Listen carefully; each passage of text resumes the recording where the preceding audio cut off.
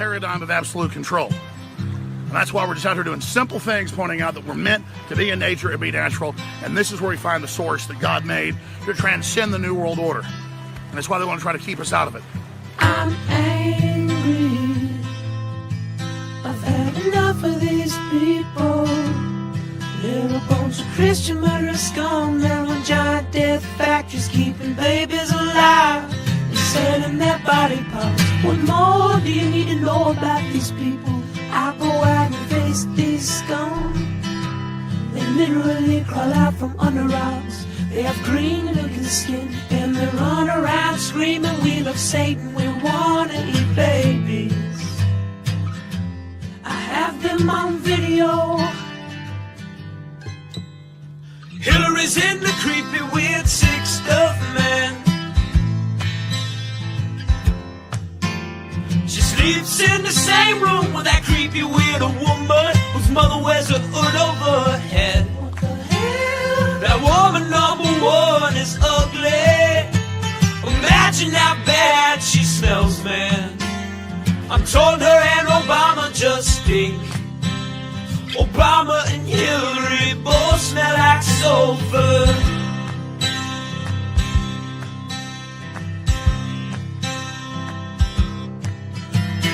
Near the roof, vampire pot, there the goblins are hobbling round, coming after us. My spirit gets close to that evil and I feel it go.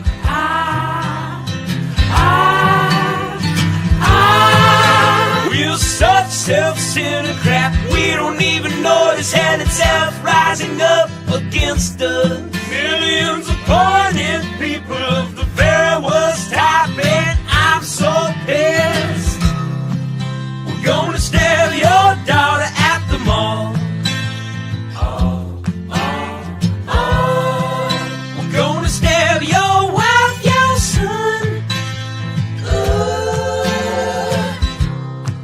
We're gonna stab you with a butcher knife, and then the police chief is gonna say, we love our Somalis, we love our Muslims. Oh, they're so good, oh, they're so sweet.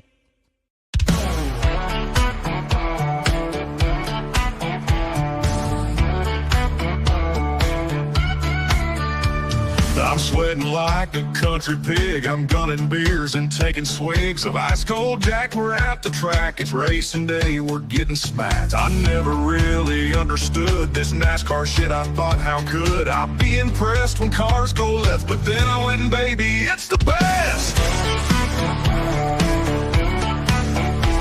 The ladies here are fine as spring. They'll hop to a ride on that thing. There's beer and whiskey everywhere. There's smoking rubber in the air. I'm gunning beers, I'm shooting Jack. We're here all day, 500 laps. And when they start them engines up, man, my heart it starts to pump. Cause Lord, them cars go round and round on hot like asphalt racetrack. Now we're all obsessed, they're turning left. The beer and rubber perfect mess. They're going fast, they might just crash. And if they do, these ladies flash their country tits. I must admit, I understand this NASCAR shit.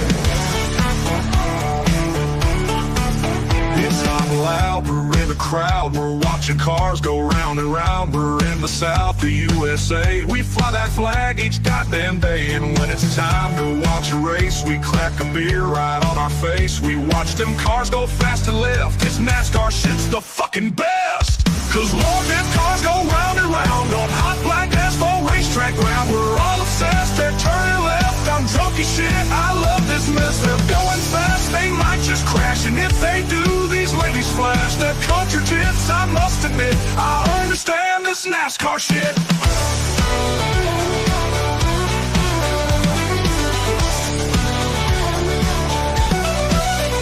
Oh Lord, them cars go round and round on hot black asphalt racetrack ground. We're all obsessed, they're turning left. A dirty summer country mess. They're going fast, they might just crash. And if they do, these ladies flash their country tits. I must admit, I understand this NASCAR shit.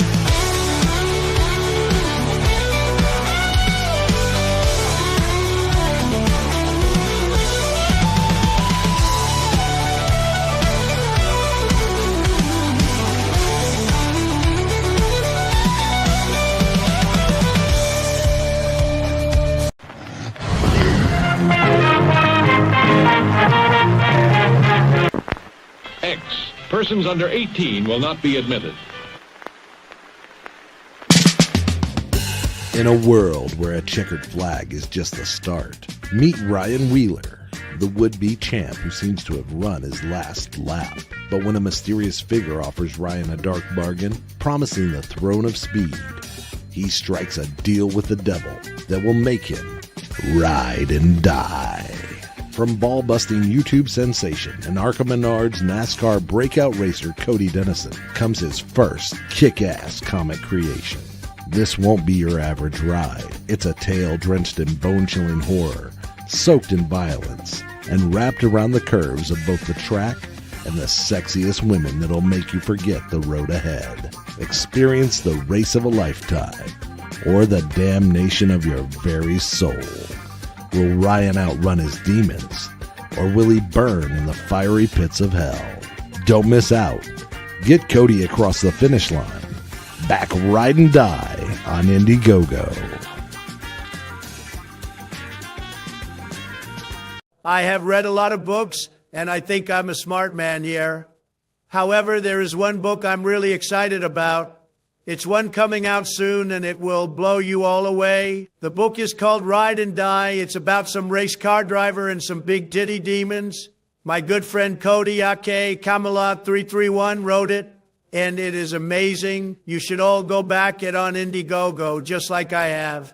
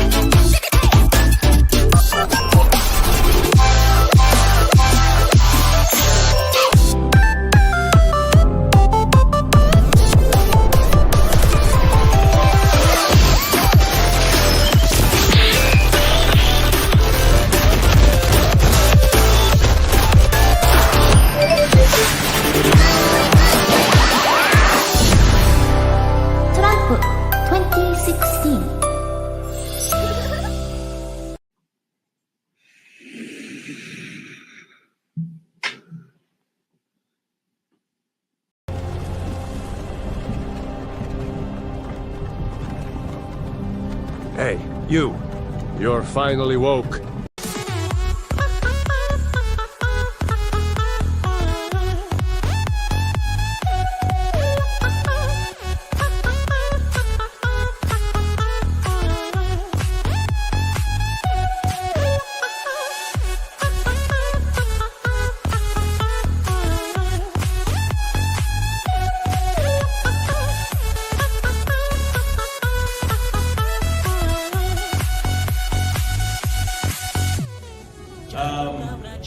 Are you guys aware that we almost see no titties in movies anymore? And we only see dicks. Has anybody noticed this? Yes, I love titties! Big old titties!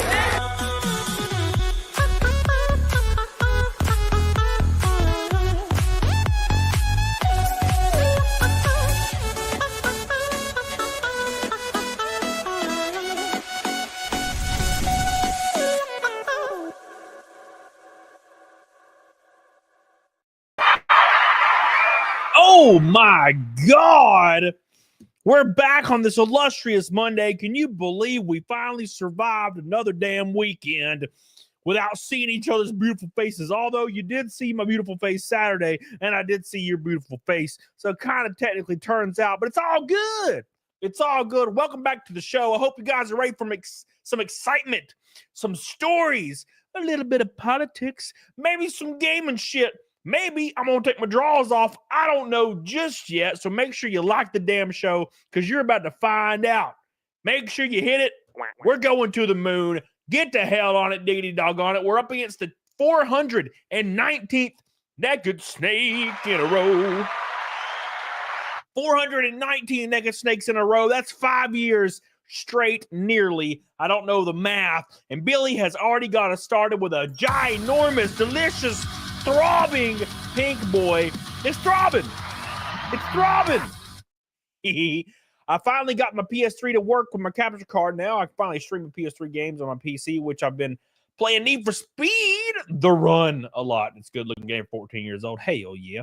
When devs cared. We'll be talking about that tonight. Thank you so much, Billy, for the first pink boy, the only pink boy, getting us started off right. Thank you for your super chat. I adore you, and I appreciate you, and I can't wait to see you this weekend at Daytona. Let's get away. Let's get away. If you guys do not know, if you're just now joining, I'm racing at Daytona Saturday at noon in the 11 car, the Tim Cast Chevy.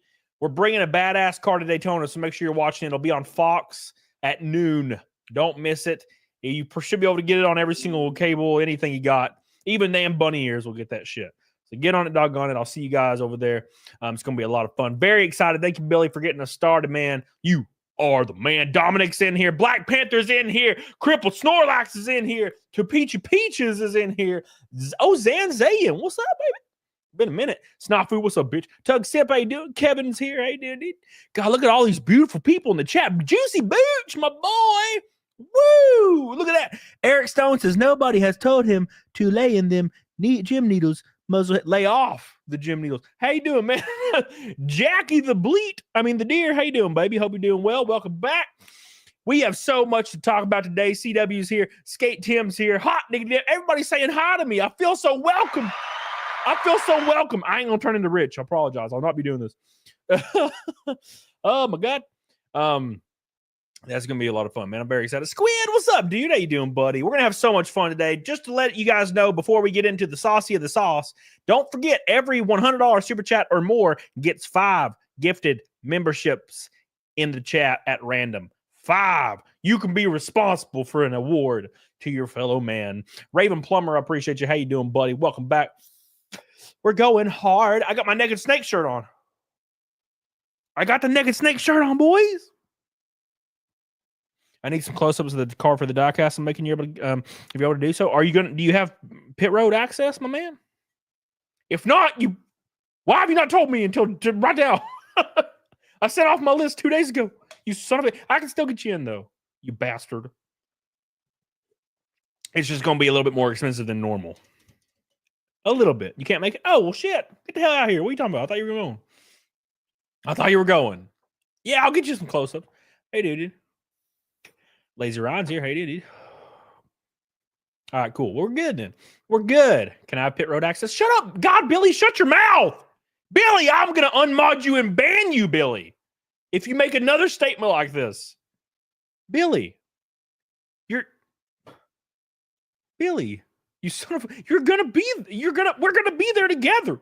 Do you think I don't get pit road access? How do you think I'm going to get to my car, Billy? How am I going to get to my car, Billy?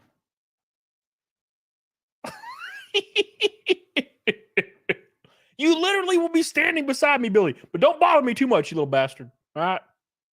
I got stuff I got to do. No, Eric, I don't vape. That's for bitches. Do I get pit road? Shut up. Dominic, I'll ban you. You ain't even a mod. I'll ban your ass right now, Dom. I ain't got time for you. Okay, stop. Everybody shut your mouth right now. Pickle, what's up, dude? All right, dude. Anyways, make sure you guys like the stream.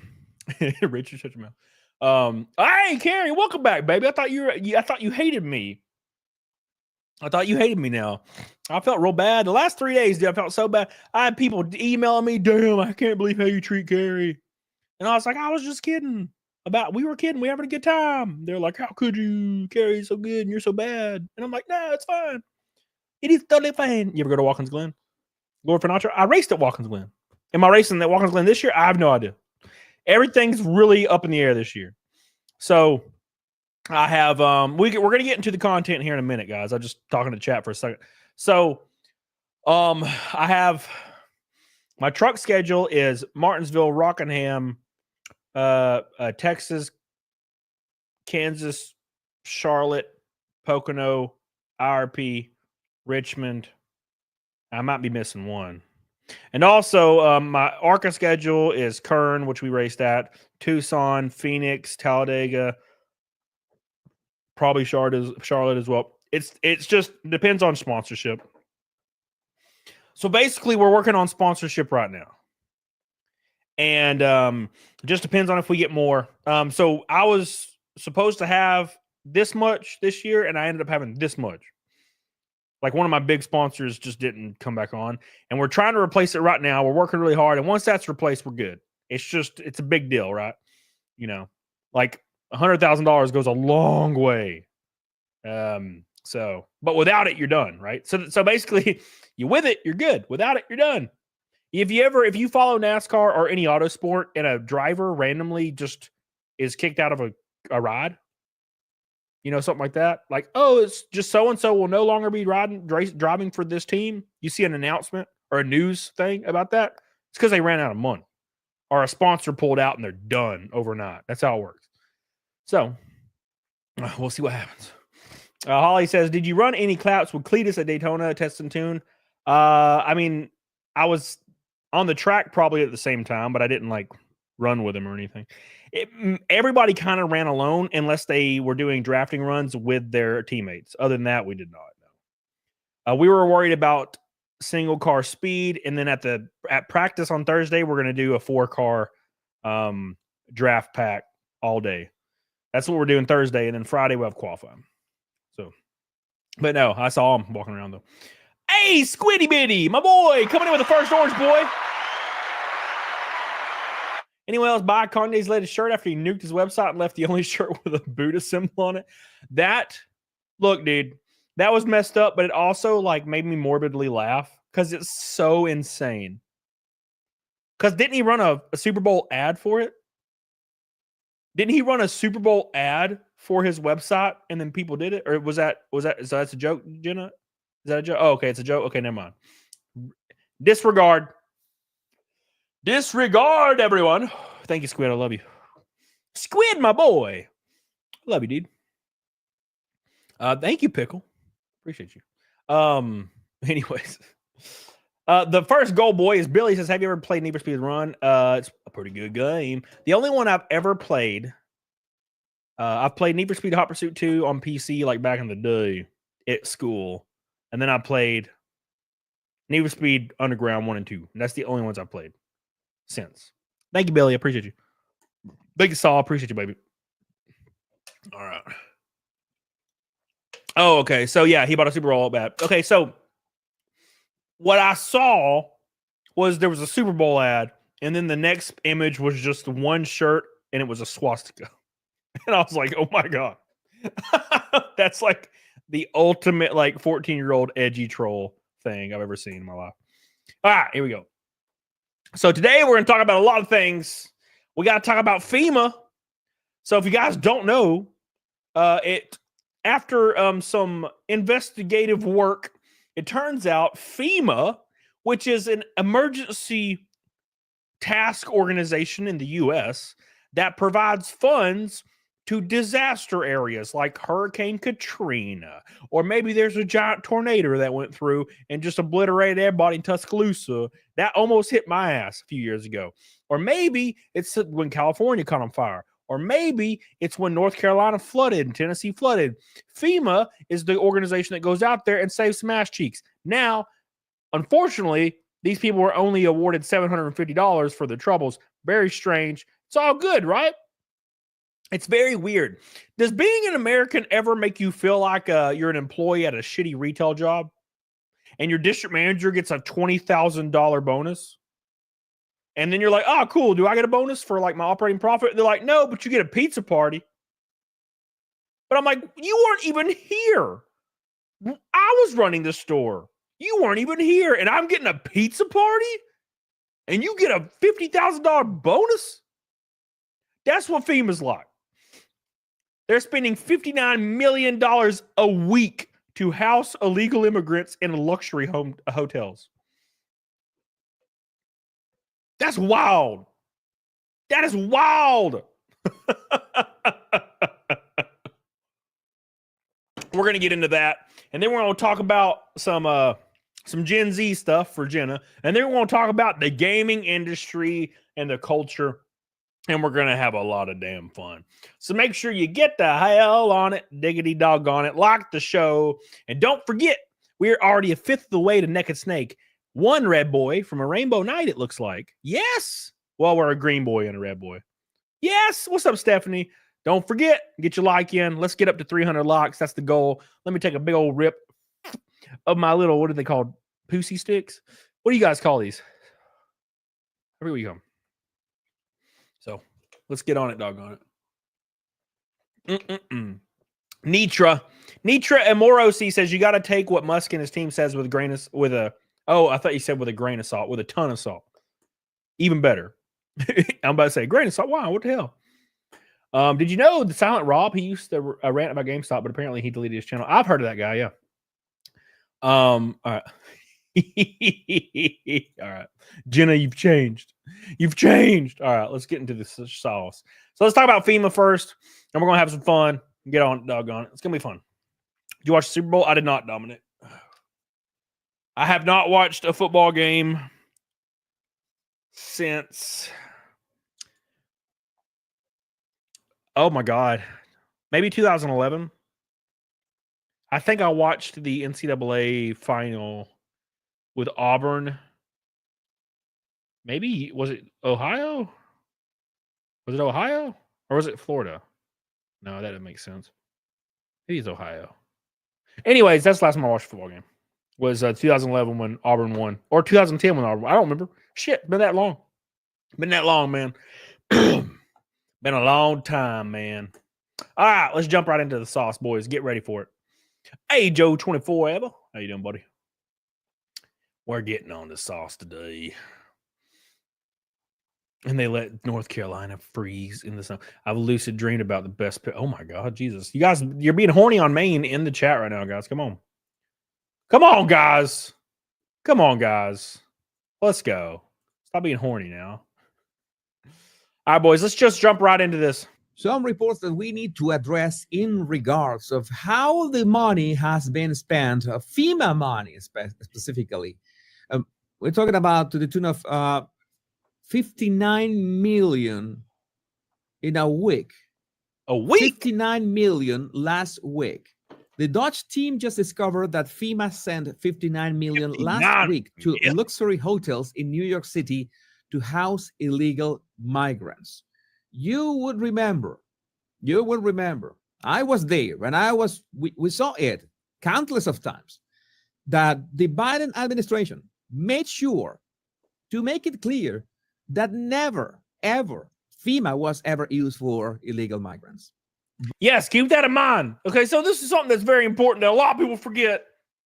A lot of people forget this, right? It's been communicated over and over that FEMA was not to be using funds for illegal immigrants. And it just turns out that most of their money was going towards illegal immigrants. Isn't that wild? Isn't that wild? And it's almost like pretty obvious what's going on, but we're not allowed to talk about it because it's like illegal, I guess. But what happens when you make voter ID laws a thing? Keep in mind, like 75 or 81% of the entire country think we should have voter ID laws, right? It's a very high percentage of people. Most people think we should have voter ID laws. Why do we not? It's very, very obvious as to why we do not. Keep in mind, there's only a handful of places nowadays that kind of doesn't anymore. It just so happens that it's all the places that go extremely left. And the idea is to bring in as many people as possible, get the cheapest labor as possible for the family members or acquaintances that's on the board of certain companies so they can get cheap labor. And then guess what? All these people are also going to be voting a certain way because there's no ID laws, even though everybody wants them. Everybody wants them. It's obvious that it's a complete and utter bullshit. Right? Caros, it's almost like the government lies. Shocking.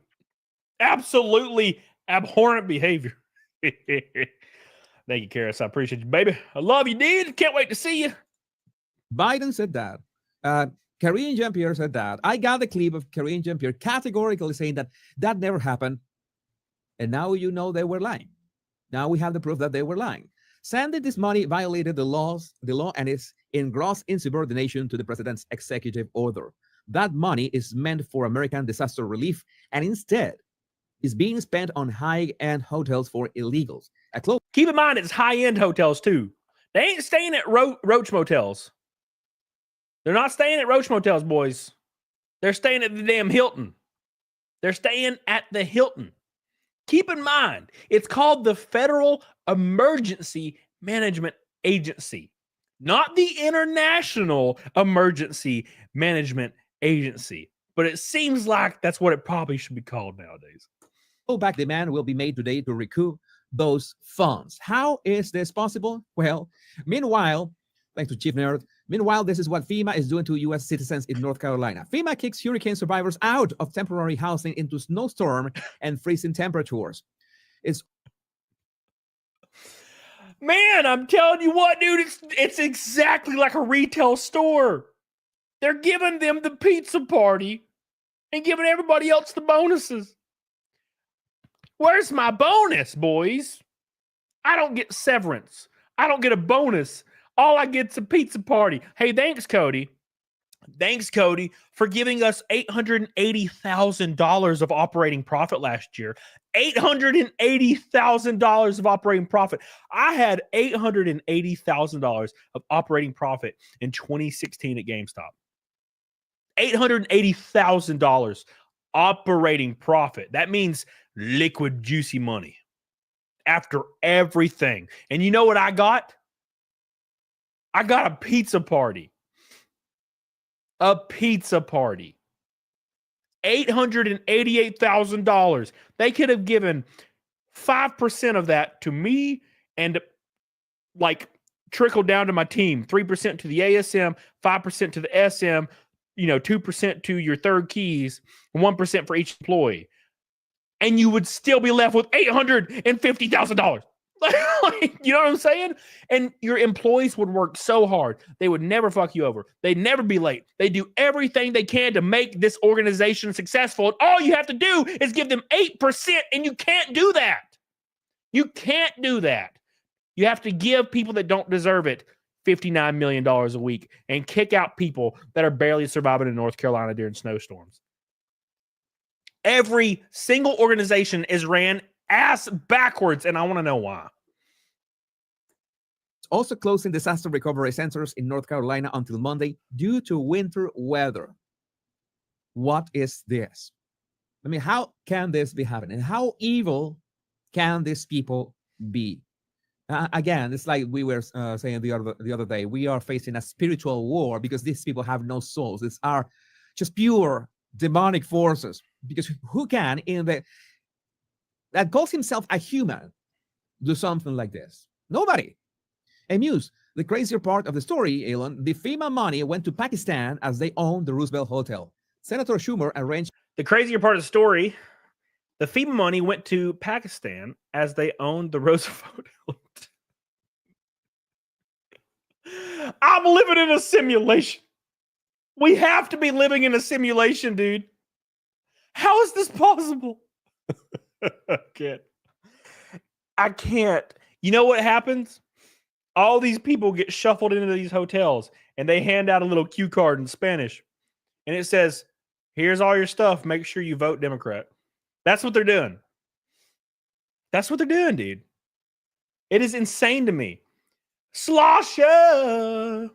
Saying USAID is for charity is like saying the mafia just runs the pizza parlors. Anyone who doesn't know what a front is either playing really dumb or stupid. They don't talk about it, Slosher. That's the issue. That's the issue. We covered this the last show, Slosher, right? The last show I said this. Sean was like, hey, man, he was drinking him some Natty Lights. He was about 10 Natty Lights in the chat. And Sean was like, I don't like these people that work for DOGE have security clearance, which I'm quite positive they do. And I don't like how, they're unelected or they have access to social security numbers, right? That was the first thing. So Sean said something to that nature last stream. And I was like, okay, let's assume that's true. Let's just jump on it. Let's assume that's true. Now, can we talk about the spending and why the spending is totally fucked? Right? And no one can address it. They're just like, well, you know, Sean did say it sucked, though. He did say the spending was stupid. So there's that. But still, we got to get to that point where spending is stupid, right? Let's ignore the other shit. So, see, look at Sean jumping in. Natties. Thank you, Slosher. Yeah, dude. You ever hear the story about the guy that goes into the mafia shop and he orders a pizza and they're confused and it takes them an hour to make it, and he said it was amazing. For FEMA to divert disaster aid to the Pakistani government so the hotel could be used to house the illegal migrants. Every single person involved in this should be put in jail. Put them all in jail. Maybe in Salvador. Maybe you send them to El Salvador and they will learn the lesson. Send them for 8-9 months, something like that. And Kush Sharma, the city of New York pays $220 million to rent the entire Roosevelt Hotel in Manhattan to house. Dude, this is just money laundering. It's just money laundering, bro. This is crazy, dude. Keep in mind, Pakistan owns the Roosevelt Hotel. The city of New York pays $220 million to rent the entire Roosevelt Hotel in Manhattan to house illegal immigrants. It is unbelievable. The hotel is owned by the government of Pakistan, and the deal was part of the $1.1 billion IMF bailout package to help Pakistan avoid defaulting on the internet. What about our debt? What about our debt, though? God, it's literally that picture of the damn skeleton in the bottom of the water. We're like waiting for a drop to come down. Please, for the love of Jesus. Where's my drop? They're like, sorry, bro. We got to make sure Pakistan doesn't default on their debt. We got to make sure they're taken care of. My ass hurts, dude. My ass hurts, man. Oh, Jesus. Oh, I'm dead, dude. I can't believe this shit. This is crazy. Thank you, Slosher. One red boy from a Rainbow Night Boys officially. Mana says 6 hours of work ahead of me. Racking and stacking gear in a 40-degree room. Damn. Keep me entertained for the love of God, man. Well, I'm here for you, baby. What's up? Make sure you like the stream, man. Come on now. Thank you, dude. Illegal migrants. You remember that we spoke about this and even showed you a video from inside the hotel, how the process was very simple. You arrive at the hotel, you have no passport, you have no ID, you have nothing. You just claim that, okay, I just came from the border. Okay, there you have your room. You want to fly to another part of the country, you have family. Hold on. So you're saying, I could go to a hotel and just like fake an accent? Jace, I just came from the border. I have no money. Can I stay here at the Roosevelt Hotel? Yes, sir. Like, you sure are a white looking, sir. It is part of my family. It is in my genetics. It's fine. I want to stay in the hotel, bro. Oh my God. Billy Hatcher, don't forget about the shitty judges blocking Doge. Yeah, dude. Yeah, we're gonna hit that today. Thank you, dude. Family or friends anywhere in the country. We're going to pay for your flight there. We're going to pay for the flight ticket. You have to do nothing. Okay, we're going to give you money and housing and food and a mobile phone, a school for your kids, everything. Okay, and all that was coming out of part of that was coming out of FEMA because it was a lot of money. The hotel is owned by the government of Pakistan, and the deal was part of a 1.1 billion with a B IMF bailout package to help Pakistan avoid defaulting on their international debt. Prior to this sweetheart deal, the hotel had been closed since 2020, having long struggled with occupancy and in dire need of renovation. This reminds me of the Hotel Carter in New York City. How many of you know the Hotel Carter in New York City? I don't know the hotel from the inside, but I know the history of the hotel. This is crazy, man. You know what this hotel looks like? This is completely off topic, but this hotel looks like H.H. Holmes hotel. The like hyper serial killer that had trap doors in his hotel, and he would torture women and like de-skin them and then sell their skeletons to college universities. It's kind of what it reminds me of. We should make a movie about that hotel. Hotel Carter, legend. Meanwhile, in North Carolina, this is how things look. FEMA was just caught violating Trump's EO and spending $59 million on the hotel stays for illegals. Meanwhile, North Carolina looks like this. Completely devastated. The devastation is just horrible. Look you at can this. see it. Look at this. How is that possible? How does this happen in America? This is in North Carolina. This looks like Chernobyl. It looks like Chernobyl, okay?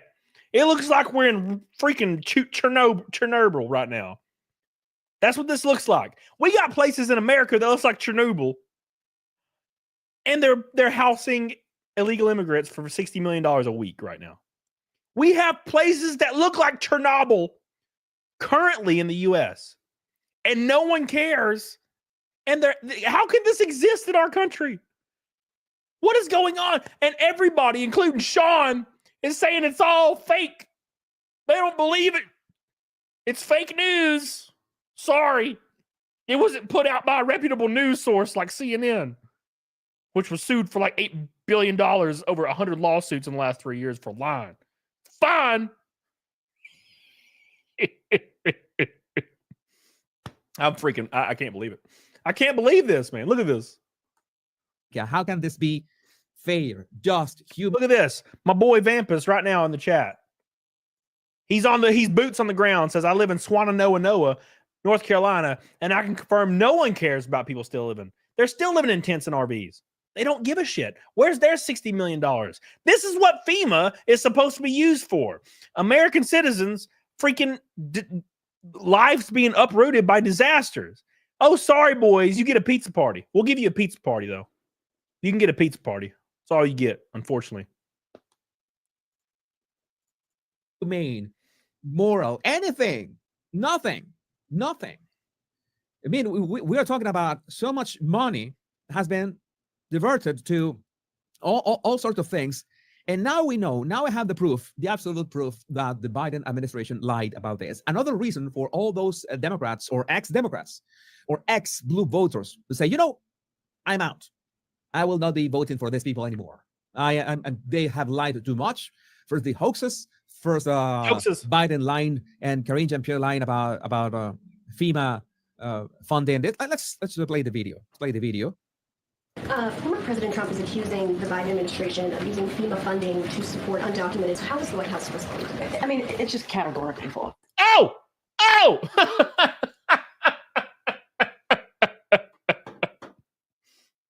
It's just categorically false, guys. It's totally fake. Don't worry about it. Everyone is lying to you about everything all the time. All of them are thieves and liars. All of them. This is insanity. It's insanity. No, and this guy right here, he said, people don't want to vote for these people anymore. That is actually true. Did you know that the Democrat Party, their approval rating is the lowest it's ever been in recorded history right now, at 31%. 31. Trump's job approval right now, latest poll, 70%. It's over, bros. Those still hanging on, you need to chill out. There is audits with information, irrefutable information on these audits all the way down the page. You can read them for yourself. It's public data. It's posted publicly. And they're like, no, I don't believe it. No, I don't believe any of that. It's all fake. It's totally fake. I can't and you see all these politicians like demanding these people get arrested, and you fight in the streets over their audit of the USAID? Why the absolute shitballs would citizens riot to protect a government organization? Why are politicians calling on people to go riot for a government organization? Oh, wait, it's because it only benefits these people. That's the whole point. It's the whole point. I can have cheeseburger. No, not anymore.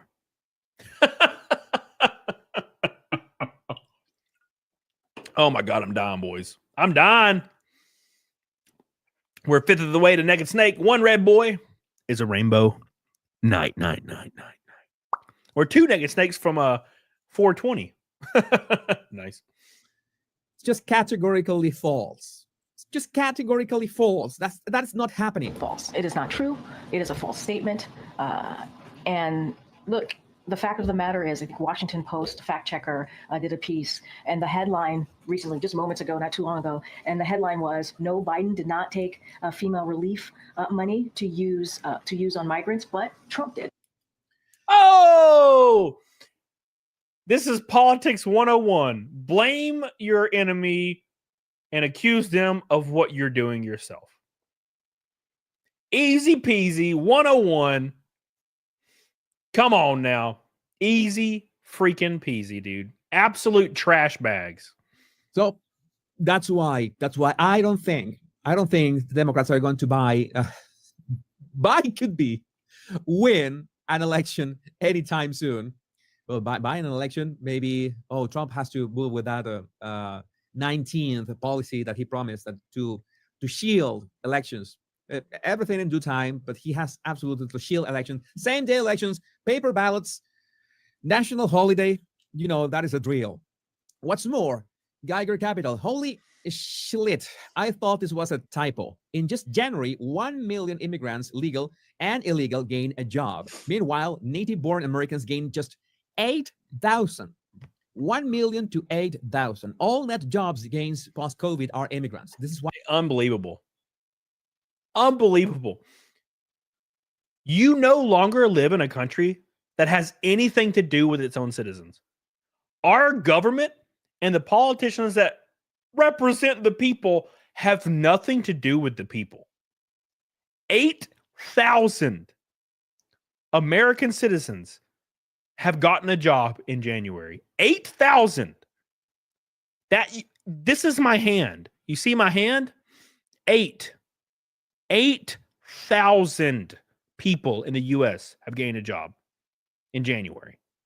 8,000. Illegal immigrants, 1 million. That is like, what even is the percentage on that? 99.9998? If you found out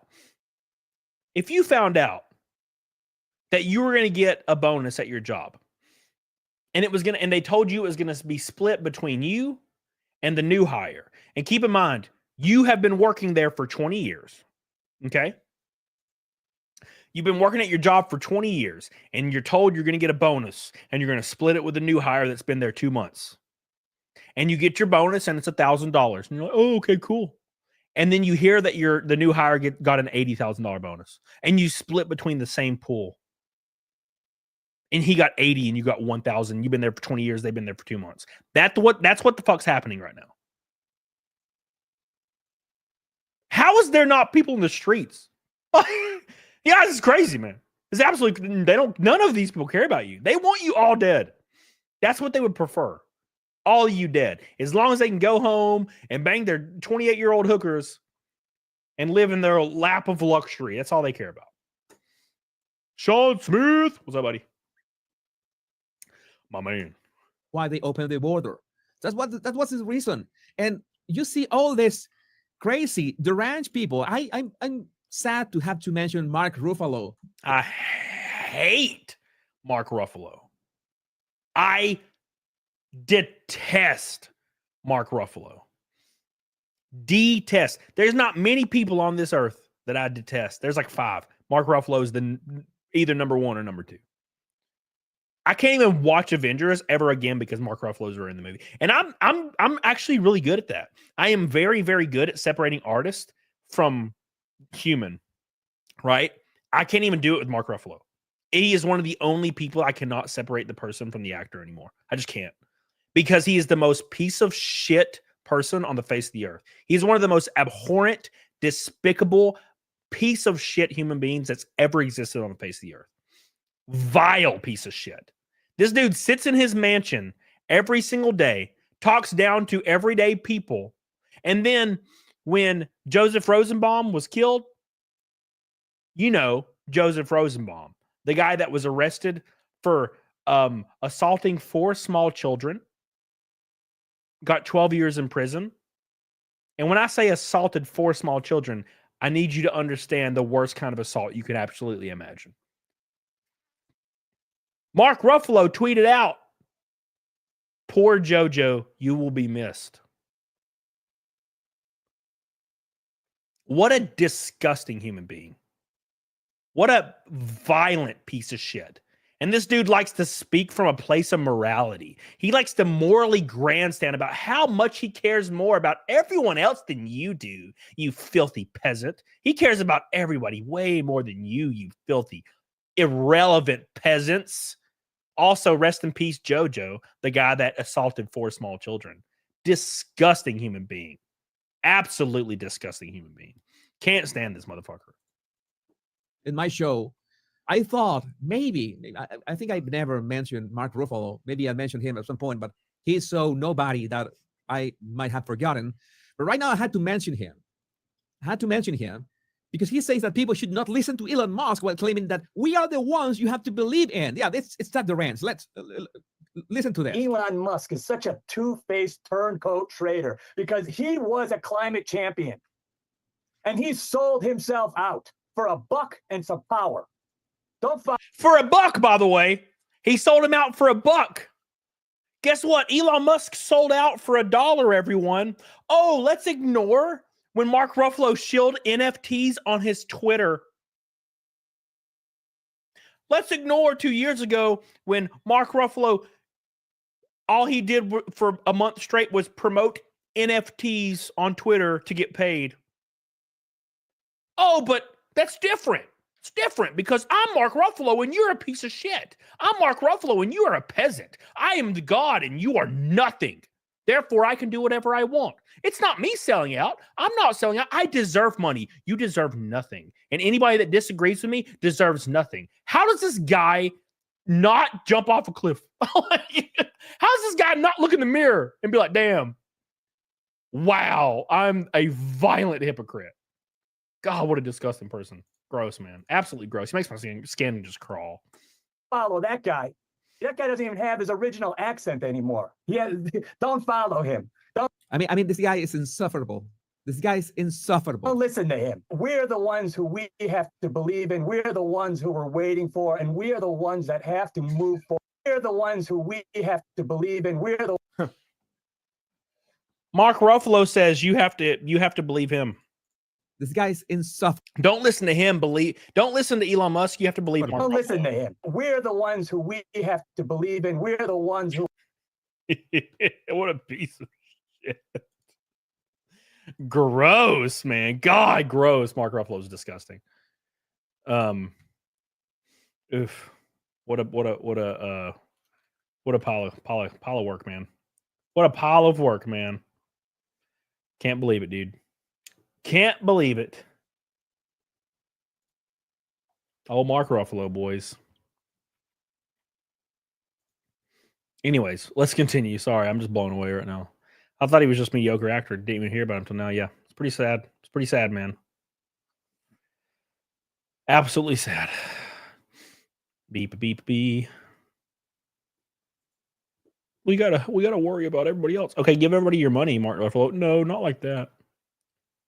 Holly movie star says leftists accused America for 5 years of being colonizers and meddlers with other countries' affairs. Now we learned the USA was used to this effect. Crickets. Well, it's parentheses D different. Thank you, Holly movie star. I love you, Holly movie star. Make sure you guys like the show. Who we're waiting for, and we are the ones that have to move forward. We are the ones that you need to listen to. Don't listen to him. You have to listen to us. You have to listen to us no matter what.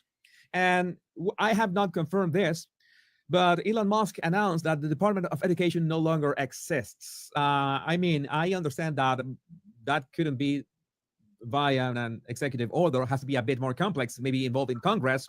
Again, I don't know the details, but maybe you have like the shell of the Department of Education, but the inside no longer exists. So it's like an egg shell without the egg inside. So that's what I think that Elon Musk is talking about. We will be developing on this story, I guess, that tomorrow.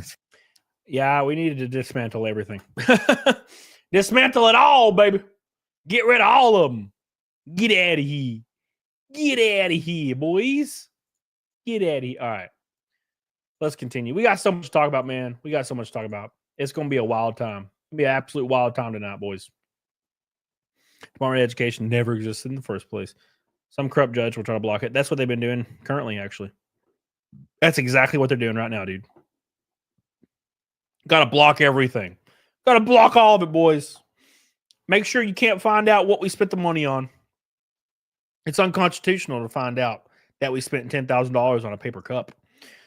Wouldn't want that to be found out. Wouldn't want to be found out the last name of the person who's the treasurer for the company that got the contract through the government to get the plastic cup. Oh, wow. Weird. Their last name's the same as the last vice president candidate. Crazy. Oh, interesting. How'd that work out? Very strange. Wonder how they got worth $100 million in 8 years. Very strange. $190,000 salary. You're worth $100 million now. How'd that happen? Can't imagine how that happened. Very weird. I really hope they all go to prison. I really do. If there's irrefutable evidence, I hope they all go to prison. Just quite literally stealing tax dollars for the last 50, 60 years. We don't even know how long. We don't even know how long they've been stealing tax dollars. It's crazy. And by the way, if you don't pay, if you're a few $100s short and you don't notice it for a little while, guess who's going to prison? You are. You're going to prison. They hired 87,000 extra IRS agents. Guess what? Did you know that 97%, or I think it was 94 or 97%. It could be wrong. It's in the high 90s.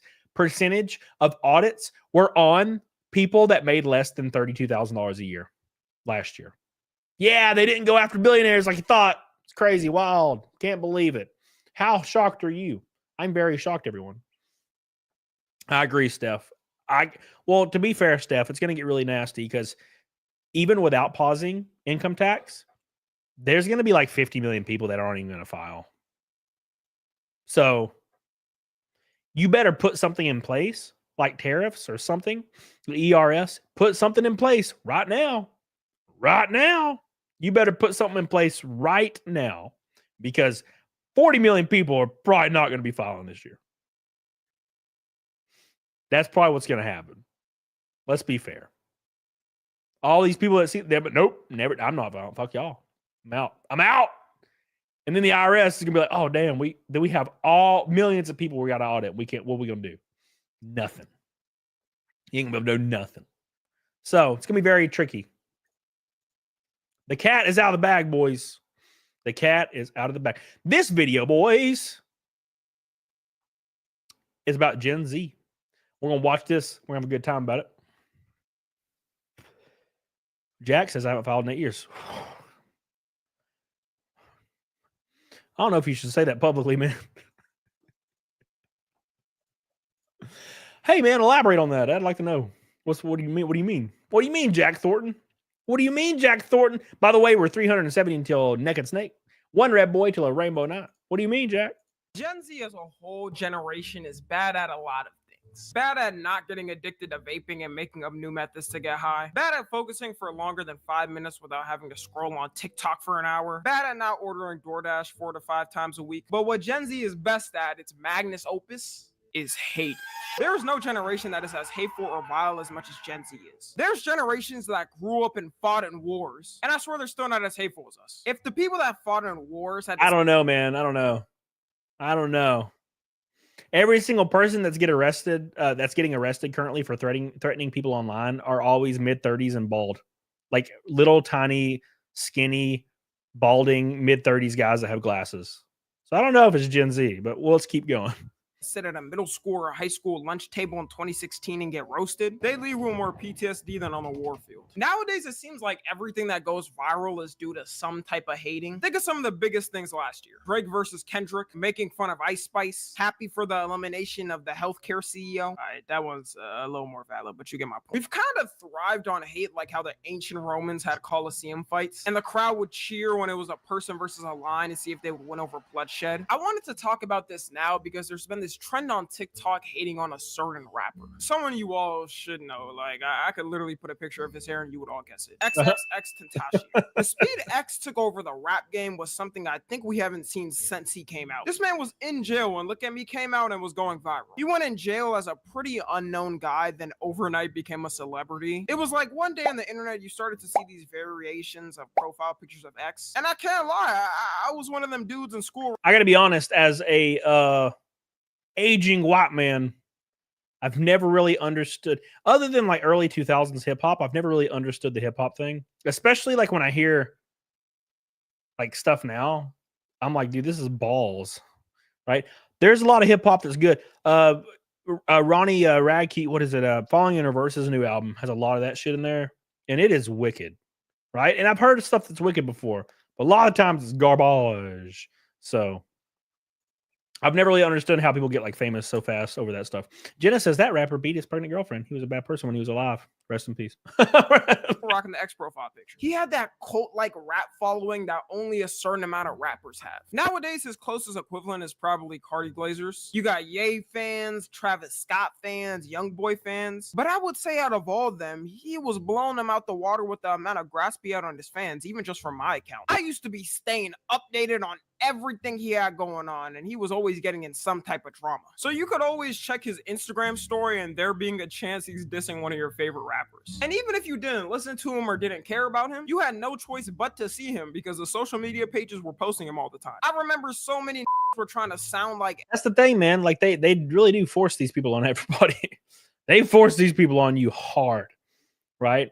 And here's how I'm going to explain it. And this is in no way a derogatory thing. This is just how my mind plays it out. As a musician, I am a musician.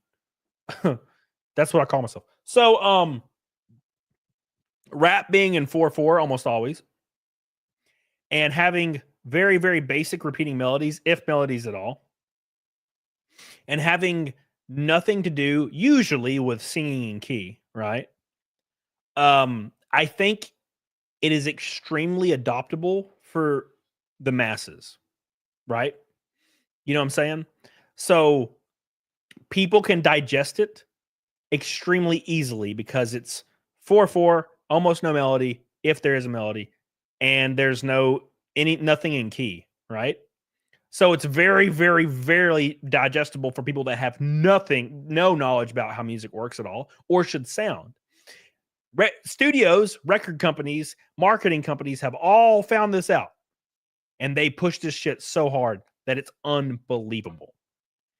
RLC says Yellow Wolf's the only A-list rapper I still like. Yeah, I like Yellow Wolf. I like his song Promise. Also, because I like Promise. And also, what is it? Yellow Wolf is from where I grew up, Gadsden, Alabama. Commodore, 80s, 90s is last time rap was good to me.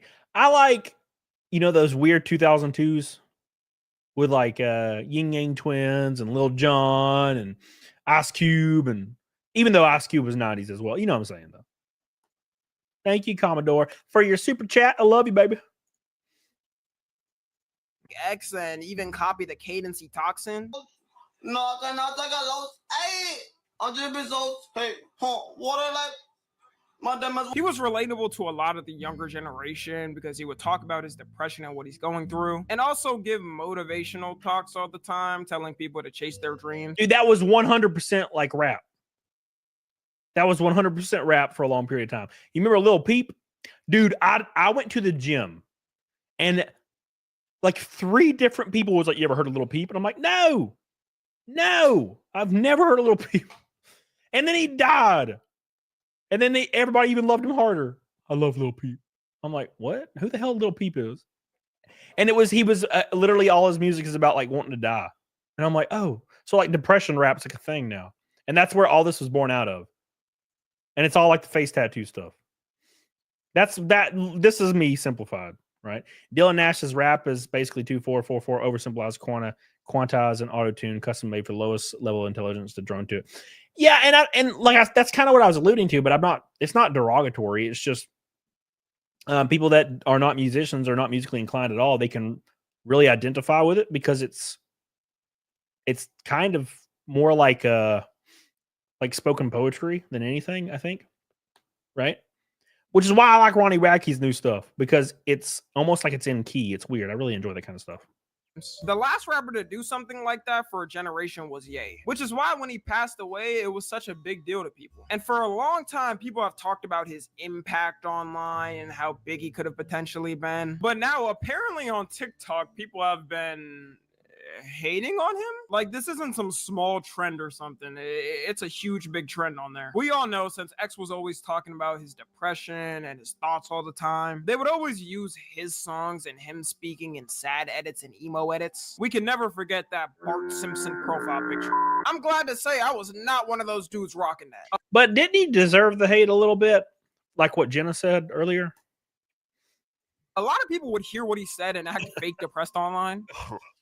My life sucks, man. If people only knew the pain and anguish I went through to be here, they'd respect me more. Jimmy, your parents live in the richest part of Beverly Hills in a $5 million house. Them Bart Simpson edit videos used to go crazy back in the day on YouTube, though. And was X sometimes exaggerated with getting his point across? Yes. So people have been bringing up these clips recently, posting him acting like that back in the day and kind of clowning him. Do you have any relationship with your father? What's that? What's a father?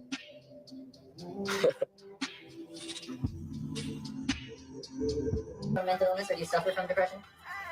Do I think I suffer from mental illness? I think I'm different. And that's the last thing I'll say in the video. You can keep that in there, though.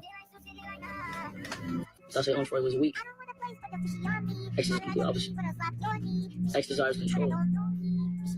Now I think he deserves the hate. I want to be honest. I don't know, man. It seems all cringy. Everybody's like this when you're a teenager, right? Especially if you grew up rich. I don't really know what the hell it is, but when you grow up rich, you're always like this.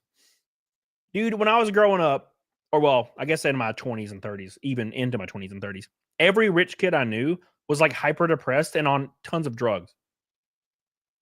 And I'm like, what do you have to be depressed about, man? You quite literally are like, one of my friends was gifted a mansion. It wasn't really a mansion, but it was basically a mansion. I mean, it was probably like 4,500 square feet in like the nicest part of town, gifted a mansion, and they were like the most depressed, like drug abusing person, and they just hated their life. And I'm like, why do you hate your life? Is it because you don't feel fulfilled because you've been given everything you want?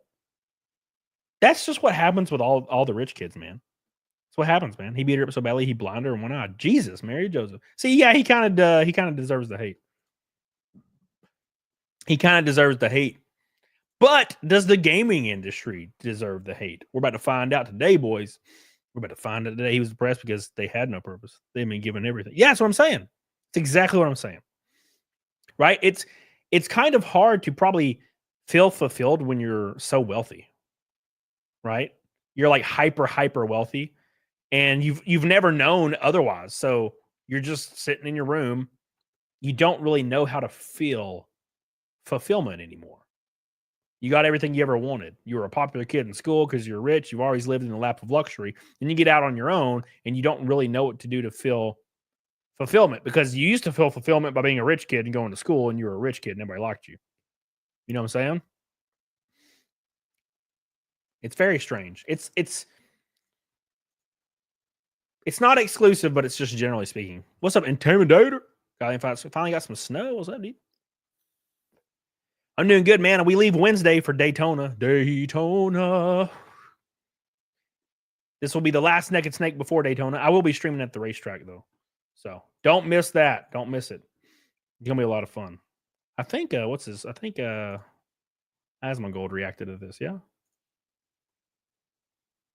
Where is it? Yeah, let's see this. This will be fun. Let's see what Asmongold has to say about it. Hopefully he hasn't had the video sped up. Yeah, I grew up in a trailer, and then I left and got a job and worked for the next 11 years of my life. It was brutal, but I always wanted to do something else. I've always was pushing to get, like, my biggest goal was to gain more wealth and to be stable. And the more and more I did that, you know, I guess the more I would search for something else to feel fulfilled. Because as a human being, you have to, the only way you can really feel fulfilled is by your own accomplishments. And growing up in like a lap of luxury, it makes it really hard to feel those like to make those accomplishments happen yourself. Like look at Willow Smith and Jaden Smith. Always talking about like depression and shit. It's because no matter how hard they ever try, they'll literally never be none of their success will ever be attributed to them. It'll be attributed to having successful parents. And that is true too. Oh, you think Willow Smith got a record contract because she's talented? No, it's because her dad called a record producer and was like, hey man, my daughter wants to have a record contract. And they're like, all right, cool. That was it. That was the call, right? It's not like she got noticed. Oh, damn. It just so happens that your dad's Will Smith. Wow. We didn't even know. No, of course not. True. Recently, a nasty little conversation has reared its ugly head yet again, and it's that the video game industry believes that it's time for games to be $100 or more. Jesus. Mark my words. If this is the path that the industry chooses to follow, this will likely lead to the largest collapse this industry has ever seen.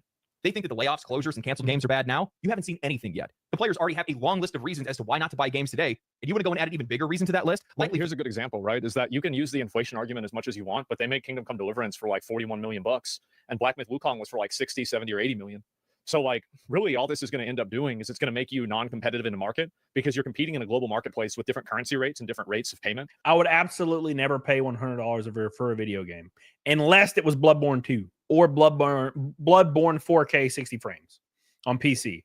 That is the only time I would ever spend $100. Ever. By the way, we're $100 away from Rainbow Knight. 100 Red Boy.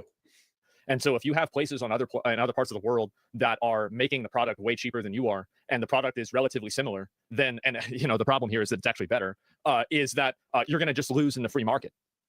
You're signing your own death warrant. That's it.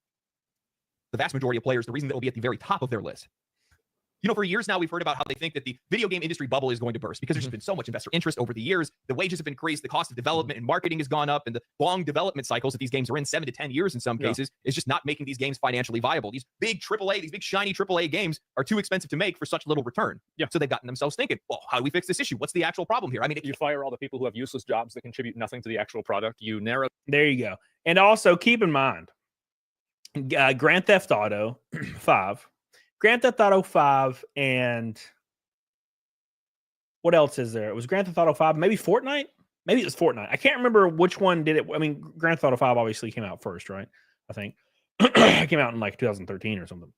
But when companies saw that games like Grand Theft Auto off microtransactions or something else were making billions in revenue, that changed everything. Developers were no longer interested in making $100 million. They were no longer interested in $100 million, $200 million. Not even remotely interested. They want billions. Hence why every game overnight had microtransactions. Every game overnight. And if we're going to get technical, yeah, Oblivion started it. But still, every new game had a battle pass and all this bullshit, right? Every game did. And it's because they saw, oh, well, we no longer, our investors no longer want 100 million. They want 200 or 500 or $1 billion, right? The problem with that, Cody, is that every single developer or producer will think that their game is just as good as deserving. Yeah, exactly, Slyra. Exactly. Intimidator says, not going to lie, though, while I didn't watch the game yesterday in full, but to briefly catch the Chiefs get their asses handed to them was glorious. I did not watch it. I've never been a football guy, but I did see a lot of tweets about it. So, down I did see everybody boo Taylor Swift, which was hilarious. Of your projects, you take down you look at the 80-20 rule and you see where 80% of your fucking money is going for like water physics. You fire all of those people. You get rid of everybody there that has a job because they, somebody else says they needed a job to manage somebody who manages somebody else. And you get people in there that do work. That's the way you do it. The DEI, well, I mean, of course you fire them. They're done, right? But like, you do that, like, you're going to have games. You're going to have no problems. That's it. Like, you fire useless people that don't do anything, that create no real product. Like, they're not doing 100%. 100%. You got about 100 employees per AAA studio that they brainstorm about like DEI. That's like their whole job. You could easily get rid of that. Shizzle whizzle, skizzle whizzle. Not necessarily the devs, but the suits who hire the devs. Yeah, of course. Well, I mean, a lot of developers will tell you that their hands are tied behind their backs with a lot of things. There are developers that will tell you they do not want to introduce a battle pass in their games. This was a couple years ago. And studio and executives would force them to do it. Force them. Doing anything right. It would actually force the developers to release the game with 4 multiplayer maps when already 12 were done. You remember that? Developers would quite literally have 12 maps ready to go for a game, and executives that worked at the studio or the publishers or whatever would force the developers to only release the game with 4 and charge $15 for a pack over and over. It's crazy. Hunter Brooks, thank you, dude. Love it, dude. Appreciate you. Adding anything to the game, like you ask yourself, like is this person adding value to the game at a rate that they're costing? The answer probably for a lot of these people is no. So get rid of them. It's so easy. Yep. It can't be that our leadership is incompetent. It can't be the slop that we've been delivering to the customers. It can't be that we've been over-investing in these projects. Remember when Seattle Iwata, I don't know if I'm pronouncing the first name right, one of the co-chairman and like one of the main people at Nintendo took a massive pay cut when the Wii U didn't do well? I've never heard of a Western CEO or a Western leader doing that. Well, they'll just give you a pizza party. It's fine. Don't worry about it. It has to be that the customer's not paying enough money. Yeah. That has to be the solution to this. So today what we're going to do is we're going to listen to the industry's long list of excuses as to why we need to be paying $100 or more. We're going to watch on as journalists. Oh, God, this is going to be brutal. This is going to be brutal. Hey, make sure you guys like the show. We're almost at 300 already. Dude, Ryan Blue Thunder says, I'm just here for the horse armor, bro. I'm glad you got the reference, dude. Thank you, man. I still love me some Oblivion. It's right here. It's literally right behind me on the TV. You see it? Elder Scrolls Oblivion. You can't beat that shit. Love it, dude. Love it. Heel clap the industry's death march into oblivion, and we're going to talk about why I think the players aren't going to buy. This isn't the first time we've had to have this conversation. Back in 2023, Capcom's president came forward at an event in Japan and explained that video game prices were far too low, even after the price hike up to $70, explaining that video game development costs are 100 times more expensive than they've ever been, and games haven't followed inflation like other industries. And he's not wrong. In 1990, a standard game would cost around $50. Adjust for inflation, that would be closer to $100 today. Yet, even with the price hikes in 2020 up to $70 for AAA games, the reality is you can justify it however much that you want. And I think that there are a lot of logical arguments that people can make for why a video game should be $100. But all of the logic in the world doesn't make somebody give you $100. Yeah, so keep in mind what he said there. What the journalist was saying. The journalist said developer costs have increased tenfold, but the price of games have not. Are they insinuating that games should be $500?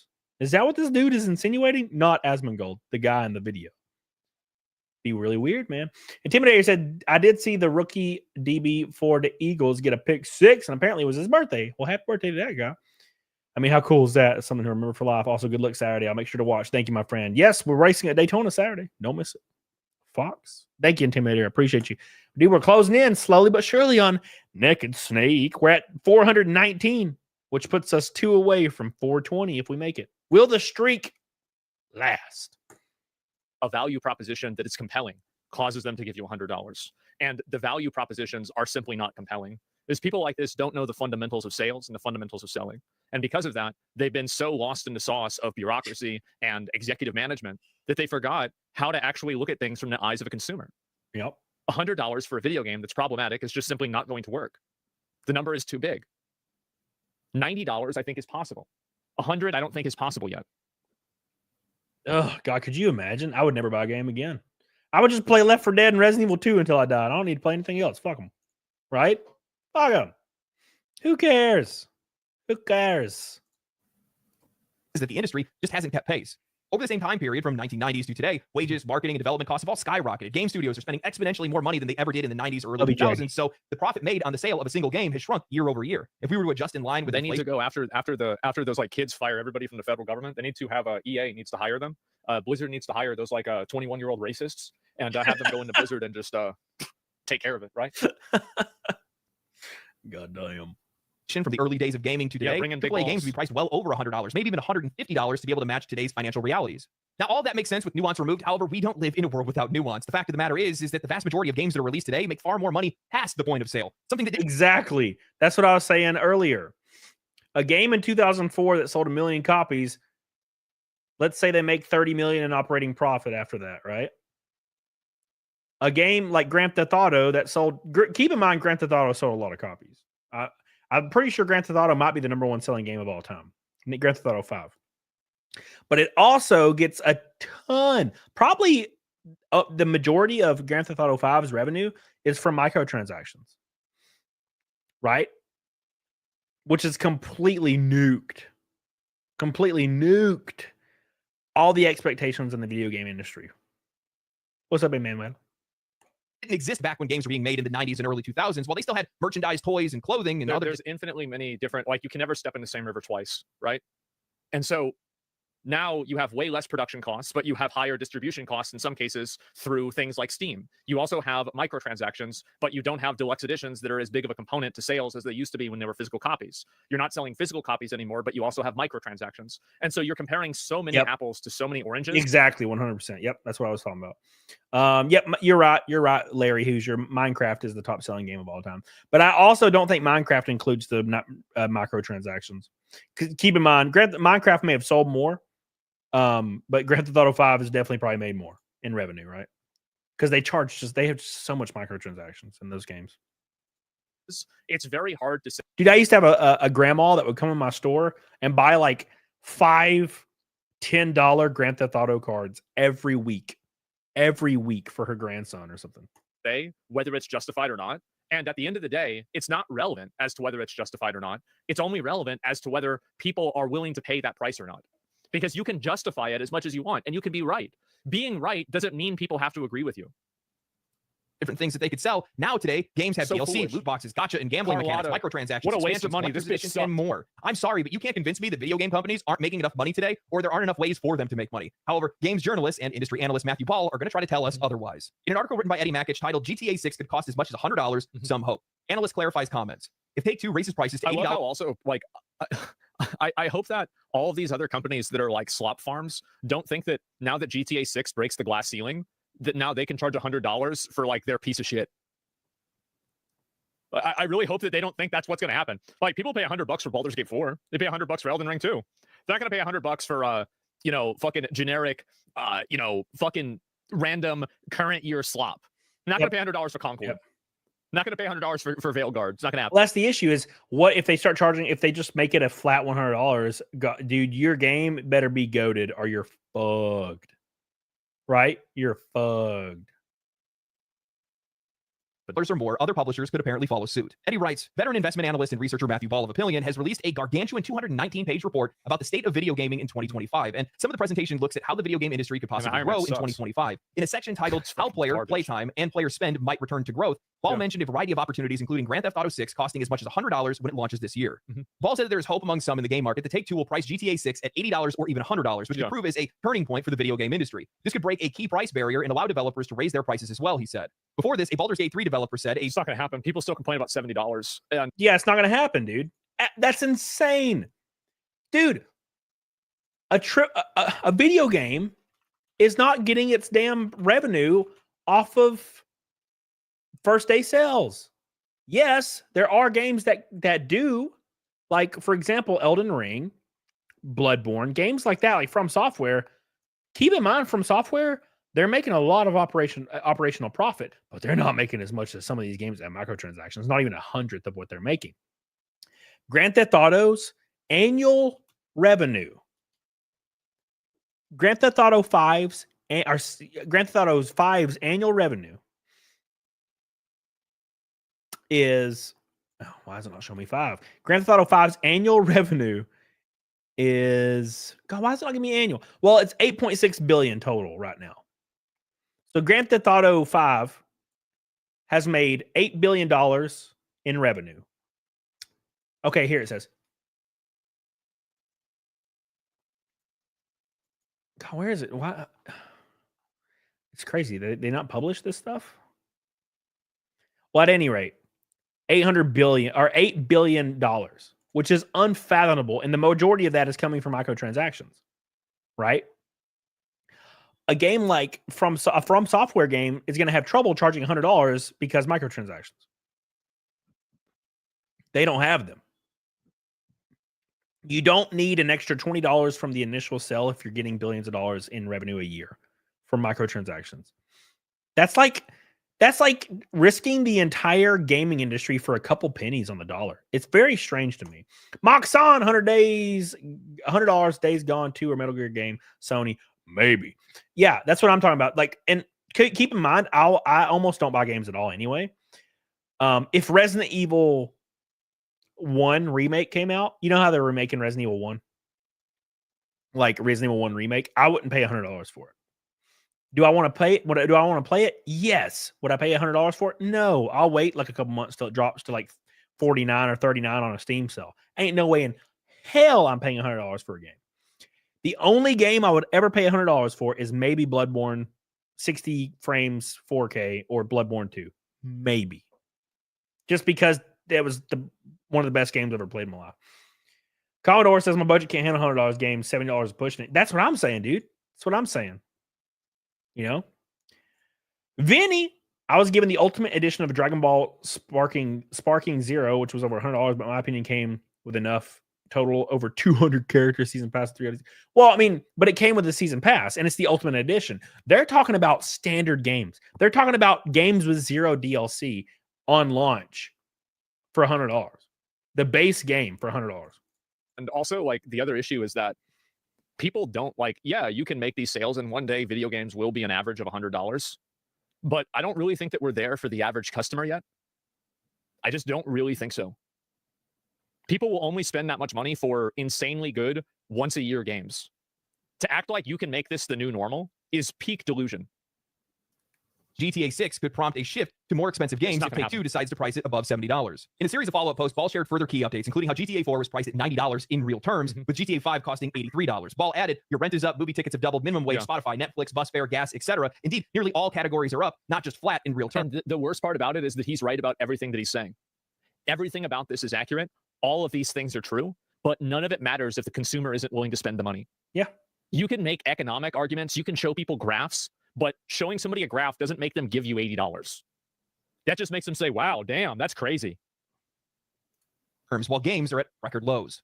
He went on to say Rockstar's cost isn't sufficient to set the price, but the argument games should be the only thing never to adjust for inflation and thus be, in the strictest terms. For example, a pair of shorts in 1999 cost $10. You can still get a pair of shorts for $10 in 2025, right? You can still find a pair of shorts for $10 somewhere in 2025. I'm not paying $80 for shorts because inflation, right? That's the point. Worth less every year is not healthy either or a good argument, in my opinion. Ball was not making a prediction himself that GTA 6 would cost $100, only that there is a belief in the market by some that it could happen. For his money, Ball said that GTA 6 will cost $70. I can't believe I have to say this, but customers only ever care about inflation when said inflation affects them and their money. $100 is $100. Whether it's 1990 or 2025, no matter how you spin it, what excuses you make, or what numbers you point to, the vast majority of people just flat out cannot afford those prices. Well, it's also that, like, there's a psychological marketing, right? I mean, it's like odd even pricing. I mean, this is something you learn. You take one business class in college and you learn this. They probably teach this in high school in some places. That's why everything is $9.99 or $7. It's because people just perceive that to be less money. Far more difficult time justifying buying games day one or buying games at all. My friends with I think the actual origins of around $9.99 and $9.95 were different. I'm pretty sure it was made an industry standard in the very beginning of the 1900s because of tax purposes, and it made things even out. But then it became like a marketing tactic, but still. With kids buy maybe 1-2 games a year, or they just spend their money on indie games because they're far cheaper. They tend to have more replay value and they don't take as long to complete. My friends that are like, these are like my long-term 20-year friends. They play Baldur's Gate 3, Cyberpunk, Factorio, Elden Ring. Oh, and I have a friend, he's playing the new Star Wars Knights of the Old Republic game again because we played it growing up. Yeah. That's it. Terraria. Yeah, I got another friend who plays Terraria. Had played Terraria with his girlfriend. He rolled his eyes for Terraria. Without kids, well, they work too much and they can't even justify buying a $70 game, and they just choose to play free-to-play games instead. Gen Z is so maladjusted and ambivalent due to the pandemic that they can't even find work, and even if they do, they can't hold jobs for long. The vast majority of them are choosing to become NEETs out of choice. Who are they playing? Base? True. Planning to sell these games too, and where are they going to find the money? When Ball mentions how GTA 4 was priced at $90 in real terms, he's talking about how the price of GTA, adjusting for inflation, was priced above inflation at the time, making $59.99 feel like $90 at the time. Yeah, it was a lot of money. And that's why it should be completely. No, it was a lot of money. Like, my mom was like, she's like, you think I'm gonna buy you a $50 fucking game? How long are you gonna play that game for? I remember back in the day, like Super Nintendo and N64 days, like she was like, you gotta really. Yeah, dude, I got one game a year, man. I got one game a year. I remember one year for Christmas, I got Resident Evil Outbreak File 1. And I got a CRT TV. It was like a really cheap CRT TV. And I got Resident Evil Outbreak File 1. And I played that game unrelentingly every day. I got my use out of games. Like, I got my use out of games, dude. Convince me on this game. You got to sell me on this game. Now, I mean, there were the easy ones. Like, I just say, Mom, Legend of Zelda. She says, oh, okay. We buy, and I remember, was it Majora's Mask? So you had to get, like, remember the N64, you had to get that memory thing, that red shit. And then, wasn't Majora's Mask $60? Because it was like a gold cartridge or some shit. I remember we bought it from like a Walmart. Yeah, like that was it. Because I remember that for what was it called? Perfect Dark had that. You had to have the little graphic thing for the campaign. Do you still have Resident Evil Outbreak? Let me see. I think so.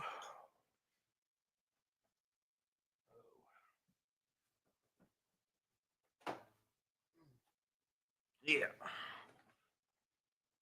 Yes. I still have it. Of course I still have it. Of course we do. What do you think this is? What do you think this is? Come on now. Still got that shit, dude. Hell yeah. The GOAT. The GOAT. They should re-release a HD collection that has every map, including like 2 more or something. I'd pay $100 for that. I would pay $100 for Resident Evil Outbreak File 1 and 2, and maybe like a 2.5 that has 2 extra maps that are new, and like maybe some extra characters. Even though there was a fuck ton of characters, like once you downloaded the, you could get that memory card add-on, and it would download like 1,000 characters. You'd have like stick characters like Mr. Gold and Mr. Brown and shit. Damn, was it 70? I forgot. I have to go downstairs. I still got the box. For games to be $90 or $100 today. Here's the other thing they're missing. $100 isn't just a number. It's a cultural touchstone. It's a psychological threshold that makes consumers think twice before making a purchase. Crossing that $100 mark makes a statement. It's saying that this product is now a luxury tier item, something that isn't just an impulse buy, but an investment. 100%, dude. I would never pay $100 for a game. Virilla says, did you like Resident Evil 4? Resident Evil 4 was my least favorite Resident Evil game. I played it for 5 minutes when it first came out, and I thought it was garbage. And then I didn't play it again for 20 years. And then I enjoyed it when I played it the next time. But I was a very, very, very, very, very loyal fixed camera angle guy. I had my idea of what Resident Evil was, right? Resident Evil was spooky environments, fixed camera angles, and zombies. And when 4 came out, it was like over-the-shoulder, Sega Saturn-esque or Dreamcast-esque, like weird. Had like a really weird, like arcadey Japanese feel with the menus. And it was over the shoulder, almost felt weirdly like House of the Dead, kind of like in its aesthetic. And none of the zombies were zombies. And it was like, had a bunch of karate and shit in it. I thought it was goofy as fuck. So I didn't like it. And then of course, Resident Evil 5, 6 came out. 5 was all right for a co-op game. 6 was terrible. 7 was like a really interesting entry, and I actually enjoyed it. And then 8, I love 8. And then I went back and played 4, and I like 4 now. I'm like, yeah, 4 is pretty good actually. You have to like, from a standpoint, like a video game standpoint, it's excellent. It's just I wanted it to be Resident Evil. That's what I wanted. I wanted to play Resident Evil, so I was pissed for a long time. But I enjoy it. But still, my favorites are still Resident Evil 1, 2, and 3. Although RE2 Remake is a masterpiece, I think. What's up with 6? Terrible. Fucking terrible. By the way, we are 1 red boy from a Rainbow Knight and 350 from Naked Snake.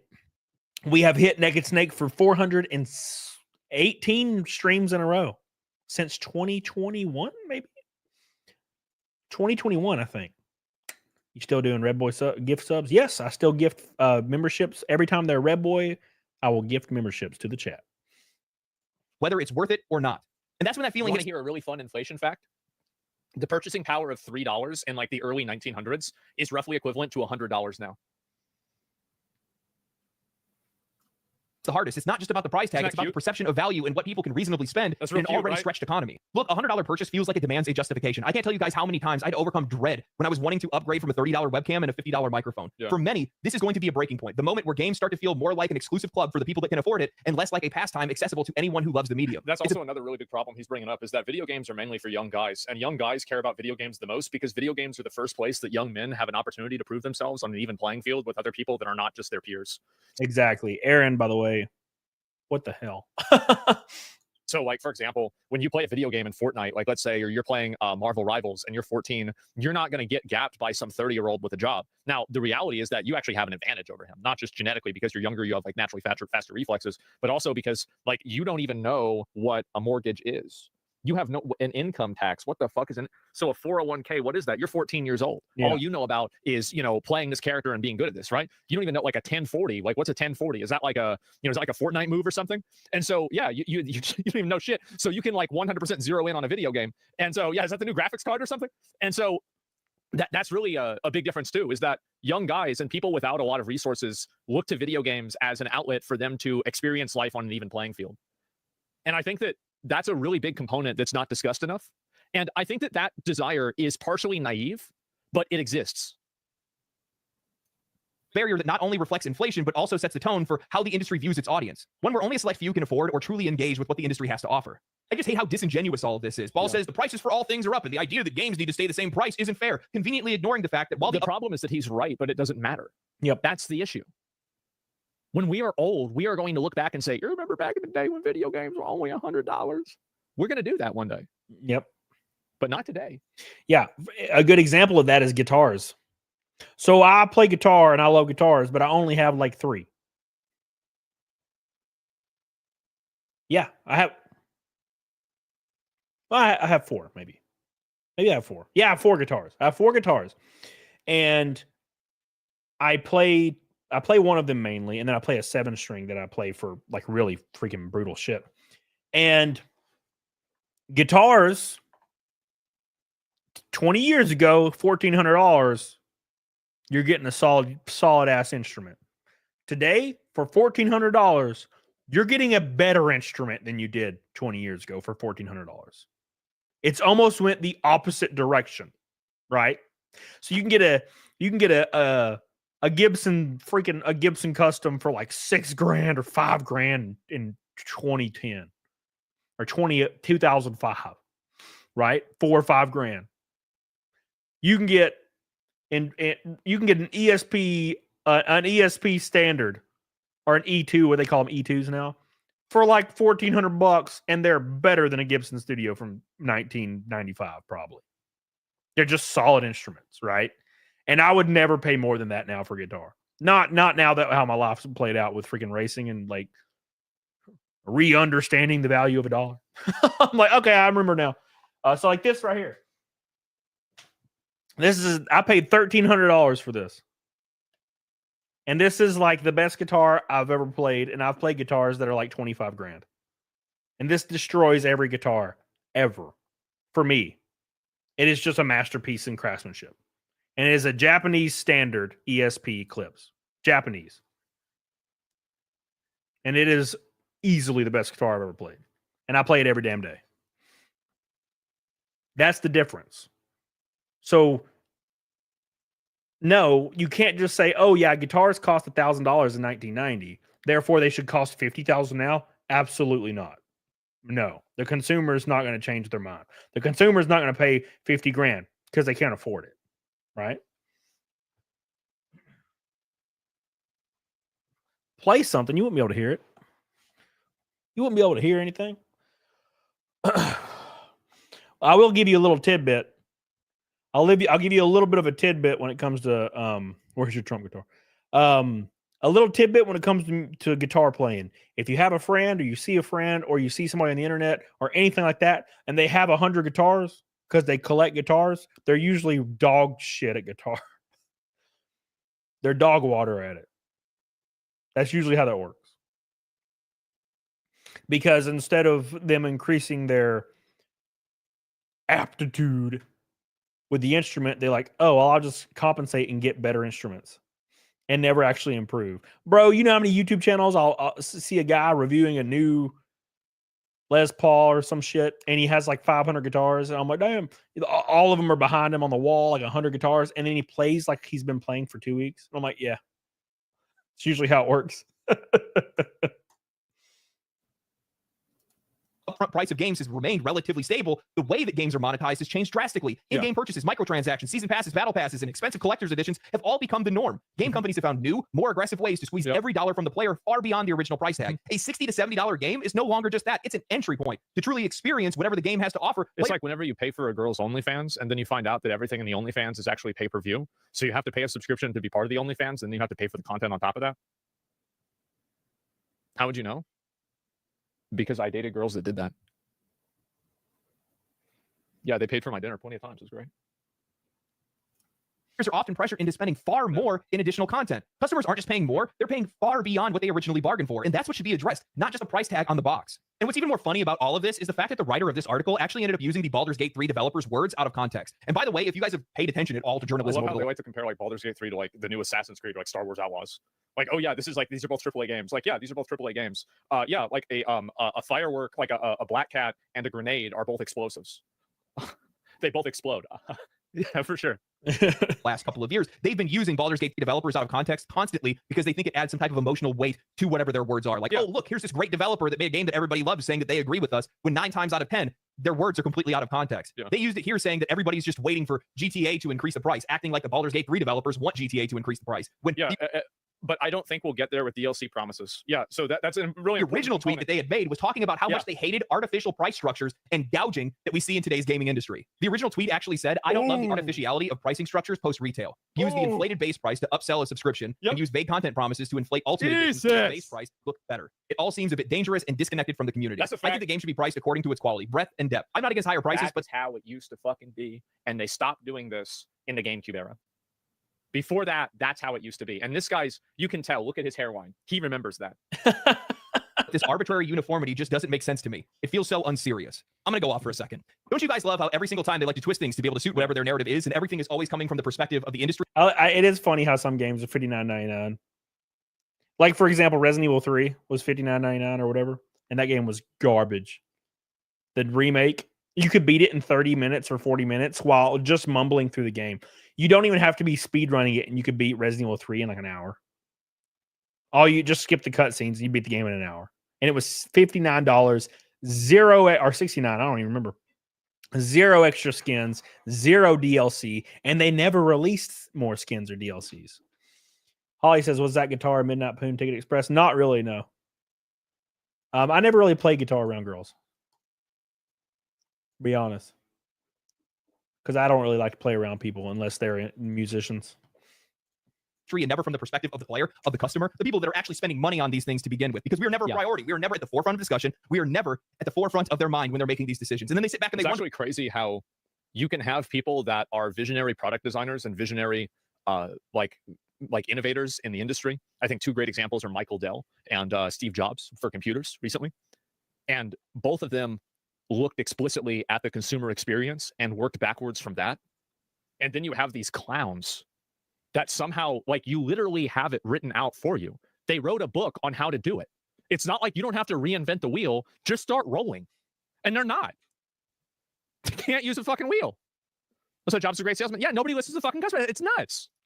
Why games are failing and studios are closing. I don't know. How could that possibly happen? The prices for everything is going up. You're absolutely right. Now that I think about it, you know what hasn't gone up with inflation? The general quality and day one performance of video games. Even some of the best games that we've seen released over the last few years can't even hit a standardized level of quality. We are spending $60 to $70 on brand new day one video games that we have to sit there and hold the bag because the game's not even finished, because it's always the minimum viable product that's being. That's literally every game now. Name a game that comes out that's finished when it comes out, with the exception of Elden Ring or anything from Software. It's really hard to do so. Every game has a day one patch just to make it barely playable. Dude, that was every game that came out. Did you ever gig notice? When I was 17, I did. And then I started working, and then I just worked. And I remember I auditioned for it was kind of rare if I auditioned for a band, but I remember I auditioned for a band one time. This is cringe. This is the last time I ever auditioned for a band, by the way. You know, I'm pretty experienced on guitar, I think. And I went and auditioned for this band that was local, and the guitarist was like quintessential, like long hair, like super pretentious asshole guy. That, you know, played lead guitar. He was like all about like, I'm a lead guitarist, bro, shred face. And he was like kind of balls. Like he could barely play lead, like barely, right? And I've been playing lead ever since I was like 12. I can do 5-string sweeps, 4-string sweeps, 3-string, does not matter. I can go all up and down the fretboard, you know, pentatonically and alternate picking, just shredding face. That's what I've always loved doing. And I was like shredding some face, you know, and we played like some covers of some songs, and I was playing like the solos, like Trivium songs and stuff, and shredding face, man. And the guy said, after everybody in the band was like super pumped, they're like, dude, hell yeah, you're a beast. And then the guitarist said he didn't want me in the band because I was too technical. My playing was too technical. And I was like, I mean, I can play less technical, obviously. What are you talking about? And he was like, no, you're too technical. Can't play. And I was like, oh, okay. And what he meant was this is going to sound pretentious and assholey, but I was just way better than that guy at guitar. I was like heaps and bounds better than that guy at guitar. And he did not want me in the band. And I was like, all right, cool. And then I just didn't really worry about it. Donna, for a $100 game, better be good. Probably will deter people from becoming a gamer. That's for damn sure. That's for damn sure. Thank you, man. Appreciate you. Sad Lad says, do an hour-long stream where you just shred some guitar, your best riff you can think of. Yeah, only like 9 people would watch that. Unfortunately, that's how that works. And can't do that on YouTube, or they'll pull the plug on your channel. Pull the plug. Pull the plug. Oh, by the way, we're 1 red boy from a Rainbow Night and 350 from Naked Snake for the 419th stream in a row. Can you believe it? Can you feel it? Can you feel it?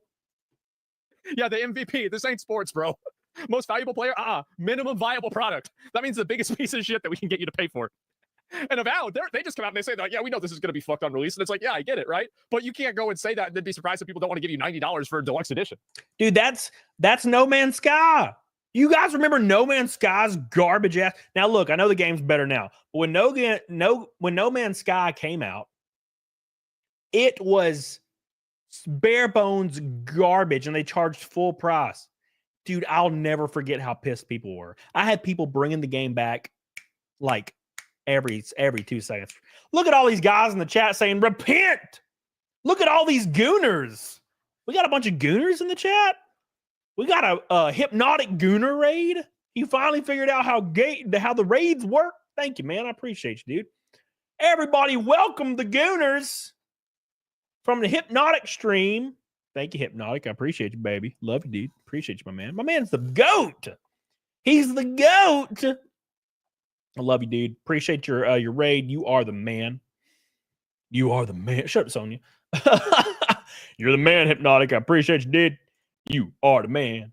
Thank you, man. Everybody, give my boy Hypnotic some love. I know you already watch him, but he's the GOAT, man. He's the GOAT. Commodore says Google Calendar just removed Pride Month. Yeah, I saw that, dude. They removed Pride Month, and didn't they do something with Black History Month as well? I was reading about it earlier. I was like, damn, they really went hard, didn't they, dude? Jesus. That's brutal. That's brutal. But if it's no longer profitable to do so, companies are going to take that shit down. That's how that works, dude. If it's not profitable, they're done. Okay? And they had tons of banks that were just sliding money in. Look at the USAID.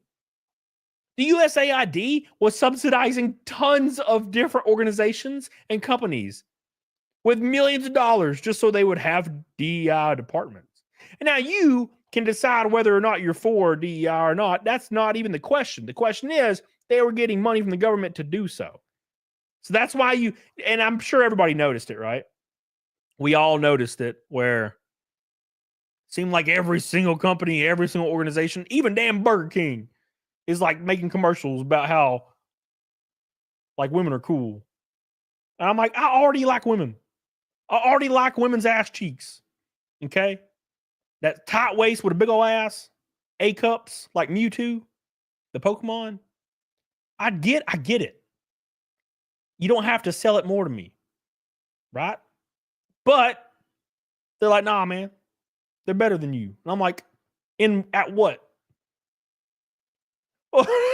They're better than you. At what, though? Like, at what? Not lifting weights, baby. That's for damn sure. They ain't better at bench press. They ain't better at, like, stress.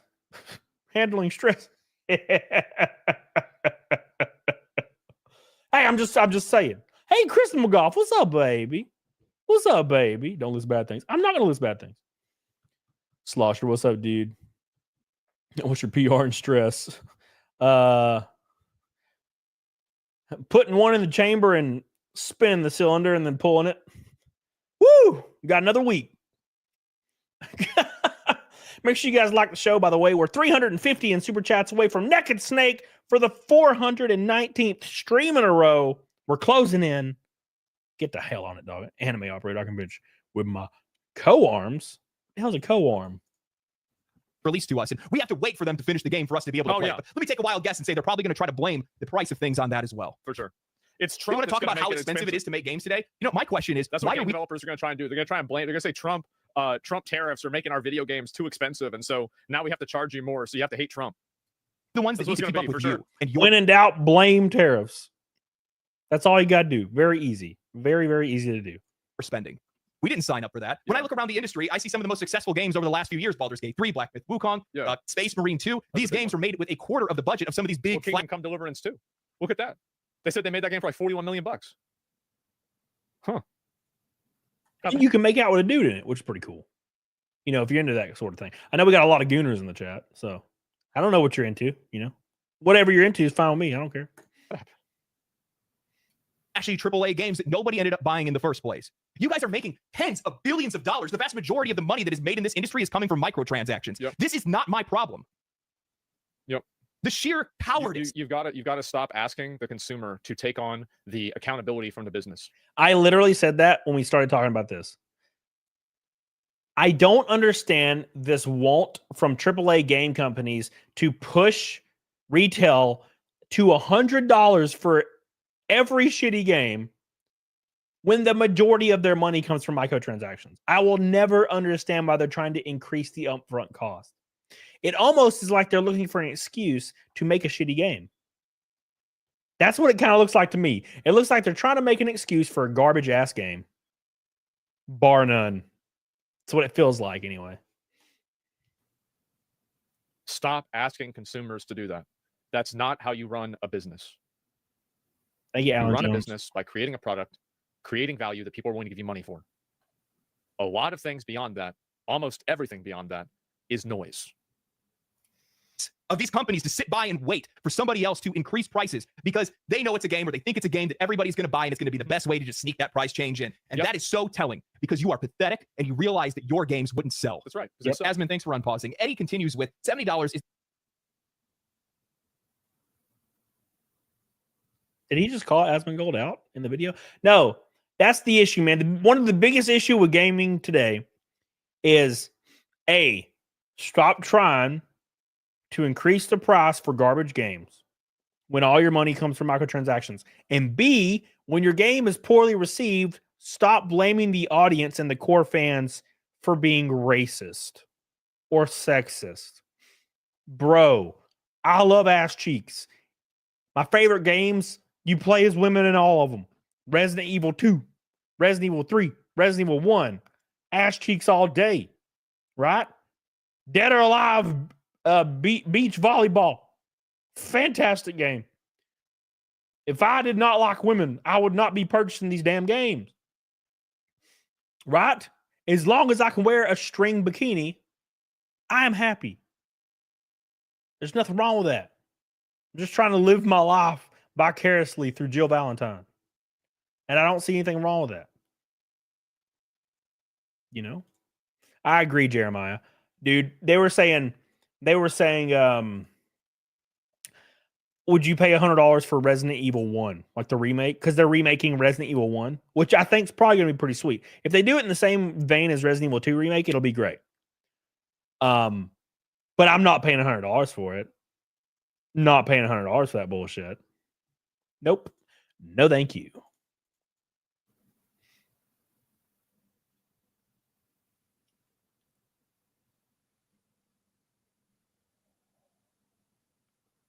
I agree, Adon. He was right. Adon. I mean, shit, he was right. I mean, fuck. I don't know what to say. Yeah.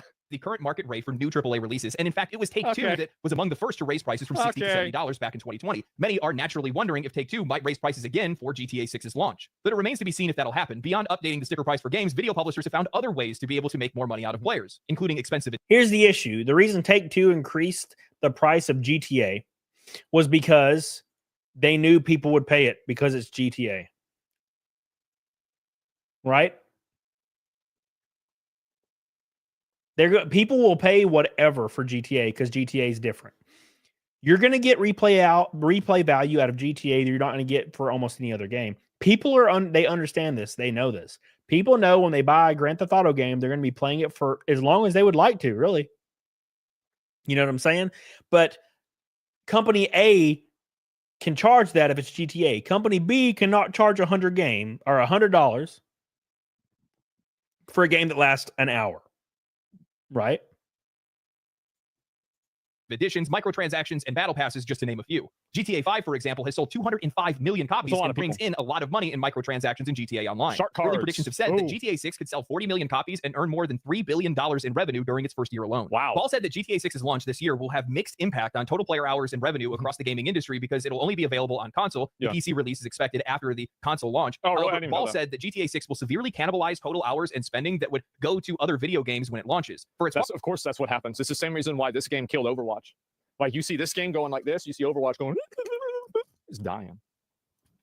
Ubisoft said GTA 6 is a good thing for the video game industry overall because a huge game like that may help more people turn to games. It is. Some of the other areas the ball listed off as having potential for growth in 2025 included further expansions into non-core markets, user-generated content, social game services, the Nintendo Switch 2, other new handhelds and devices, AA, AAA, mobile gaming, app store regulation, new game releases, generative AI, and advertising. Make this make sense. I do not understand how GTA 6, projecting 40 million copies sold and $3 billion in revenue in its first year, is somehow a footnote in a discussion as to why other games should increase their prices to $100. They are failing to realize why GTA 5 did so well.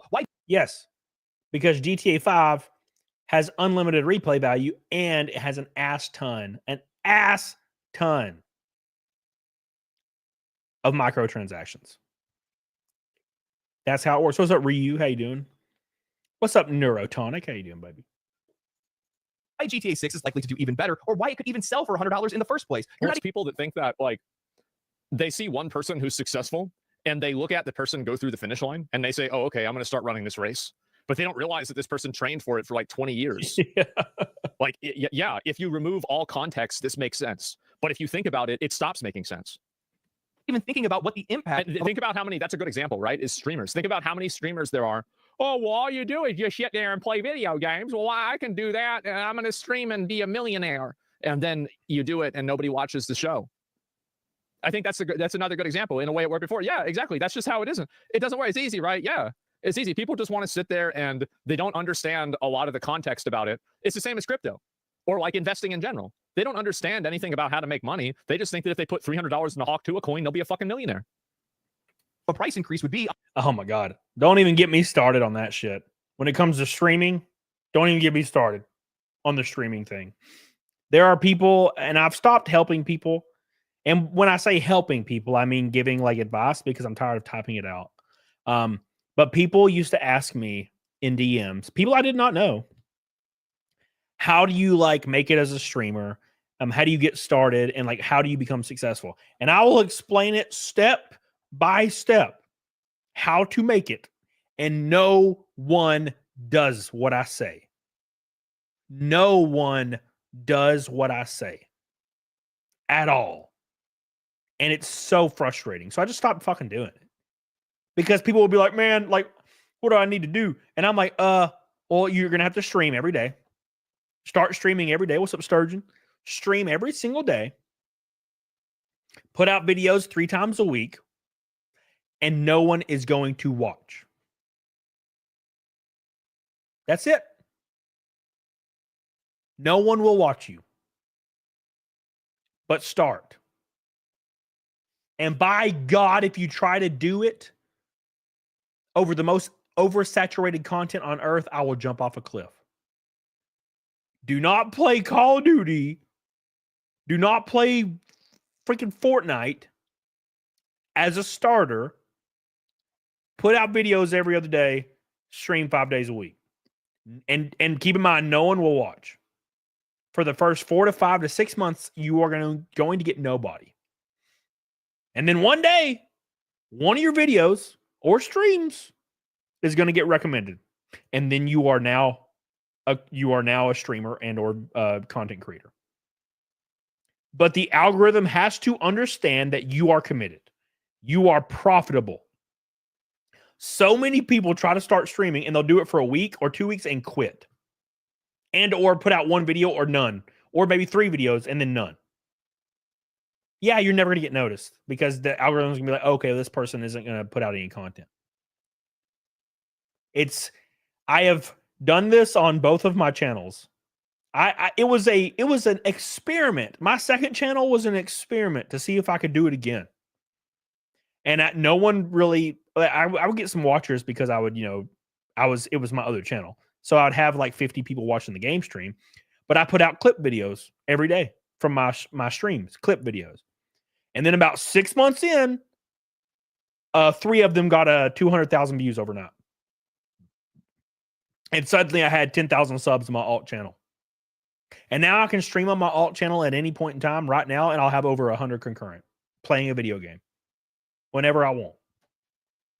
And if I did it more, I would just have more. But people quit. So I just stopped telling people how to do it because it's frustrating because they never do it anymore. They'll never do it. They just don't put the work in. They think it's easy. You just sit here and do not shit. It's a lot of damn work, man. Especially if you don't have an editor. Holy balls. If you don't have an editor, good luck. On other games and other studios outside of one of the biggest video game franchises of all time. $70 is the new current market rate for AAA releases? No, I think it's the going market rate for trash. The best releases on PC over the past 2 years have been $60. I mean, take a minute to think about it. If game prices were $100 today, what games It's actually a really good point. Like Elden Ring and I think Baldur's Gate 3 both were $60, right? They weren't even 70. Realistically come out at $100. Suicide Squad Kills the Justice League, Assassin's Creed Shadows, Skull and Bones, Star Wars Outlaws, Dragon Age The Veilguard, Diablo 4, Call of Duty, The Sims, sports games, trash, generic slop, and in some cases, absolute dumpster fires. And while some of them still would have reached an audience, they wouldn't have reached an audience of the same size because they would have cut off their leg to save a foot in regards to the game's price. I mean, think about what you're saying here. Even Ball mentions how GTA 6 is likely to cannibalize the sales and playtime of other games when they're released. Now imagine these morons raising their prices to $100. Good games sell well and bad games don't. And from my perspective, if the price of games were to increase, it's now you're going to sell nothing. Enjoy. Going to price a lot of players out of a lot of games, and the entire market is going to shift. Good games. Another really big component to this that's not considered enough is the effects this has on second world and third world country markets. And I think that the biggest one is South America. South America are some of the most dedicated and invested communities online for video games in the entire world. And so when you make games like that and you don't have regional pricing for people like that, you lose this massive fan base that you could potentially have. Big numbers. Yeah, exactly. Like it's insane. Will sell well and bad games so won't it's like sell we're at all, only thinking which about means this a from like minor a Western mistake can first have world country catastrophic POV. consequences for some of these studios, and the So for gap everybody between else, it's like successes 10 is going to times become an worse. ocean many studios cannot cross. I do not understand why the conversation isn't focused around how much money these companies are spending on games. Companies that cannot properly budget their own projects, set realistic sales projections, or even target an audience's needs properly. Ubisoft spends hundreds of millions of dollars on a busted-ass pirate ship simulator. EA invested hundreds of millions into an educational HR video disguised as Dragon Age. That's about right. Where does all this money go? Where does $500 million go on garbage games like this? Where did that money go? 500 million? What are you buying gold-plated computers? Like, what are you buying for $500 million? What are you doing? And we have so many more studios that are torching millions of dollars on bloated games filled with busy work and realistic eyelashes. What are we doing Exactly. here? Nobody gives a fuck. Original remaster. Like, I'm sorry, but like, nobody asked. And also, let's say some people asked. Who asked for more? Which group of people had more askers? This or Bloodborne? Yep. How many times are you going to re-release Skyrim and not give me Bloodborne? How many times are you going to make me try to buy Skyrim and not Bloodborne? All I want is Bloodborne on PC, 60 frames. 4K. That's all I want, man. And you're like, you want to buy Skyrim for the 37th time? No. One was enough. Damn you. One was enough. I don't need it anymore. Please, for the love of God. By the way, make sure you guys like the stream. Also, we are a one red boy from a rainbow night. Every $100 super chat, I gift 5 gifted memberships in the chat randomly. And we are 3:30 until Naked Snake in super chats. 3:30 until we peel off the shirt and dance in front of God and everybody for the 419th show in a row. This industry is in a state of entropy where they just keep pressing forward. They keep spending more money. They're adding nothing to the core experience. And the customer is the one that is expected to keep up with their spending. They want to blame the failures of the industry. Luckily, there's a Chinese knockoff version of that game coming out that looks like it's going to be way better. They stole everything from Elden Ring, so I'm going to assume it's going to be pretty fun. Yeah, you can even build mechs and shit like that in the game. It's going to be awesome. What? Total fucking knockoff. Not making enough money, only to distract from the fact that it's their fault and people are losing their jobs. They Studios are stole closing everything and from sales Horizon. are dwindling. I can't wait I to actually play. read through Matthew Ball's 223-page presentation, and he unwittingly proved it himself. In 2020, IDC, Google, ARC, and S&P all made projections on what they thought the industry would look like with its growth in the coming years. They viewed the pandemic boom as an accelerant, not an anomaly. Yes, these idiots thought that COVID was the future. ARC Investments forecast. Oh my God. Best Buy. Dude, this is a great point to bring up Best Buy. Best Buy, when this is how knee-jerk react the like corporations are. When COVID hit in 2020, Best Buy had like their biggest years in operating profit ever. And guess what? Most of their sales came from online. So guess what happened mid-2021? COVID went away for 95% of the US as far as, closures and anything else goes. So everybody starts going out again. Well, for some reason, Best Buy thought that COVID was just going to be like everything would be closed forever. So they invested like 95% of all their investment revenue into their online infrastructure and destroyed the company within a year. The company had to lay off like 75% of its workforce over the next 3 years because they were hemorrhaging money. They knee-jerk reacted over a thing that had a time limit of 6 months on it. That's how ridiculous companies act. It's just completely ridiculous, in my opinion. That the industry would grow by 50% in 4 years, from $200 billion to $300 billion, meaning that investors blindly trusting speculators. Jesus, man. I feel bad for those investors. They really got hoodwinked. Ran to invest in these companies and publishers, and in turn, those companies, flush with cash, invested heavily into their new future, only for them to be met with a crushing reality that none of those predictions would come true outside of Ampere. So if you're going to use them for investment, they're actually probably the better bet. They don't want game prices to increase for inflation. They want game prices to increase to make up for their colossal financial hole that they've dug themselves into. The pandemic led to a wave of overly optimistic projections. Popular forecasters and analysts predicted that gaming would experience perpetual growth, an assumption that was rooted in a brief surge during lockdowns. These predictions were reckless, overlooking the fundamental truth. Once the pandemic subsided, people had to return to the working world. Inflation would then hit. Also that during the pandemic, that's whenever you had like all that DEI shit and all these other jobs that got added into the workforce that actually didn't contribute to the end product. So whenever you bring in 20 people onto the payroll, you really bring in about 25 people onto the payroll, because you need to have somebody manage those people. You need to have somebody account for those people, literally with the money. And then you have to have somebody that deals with the people that deal with them. And so there's like a pyramid that happens with every type of addition into a company. And so these things don't exist in a vacuum. So you add in this massive amount of people and you're going to be in a bad spot.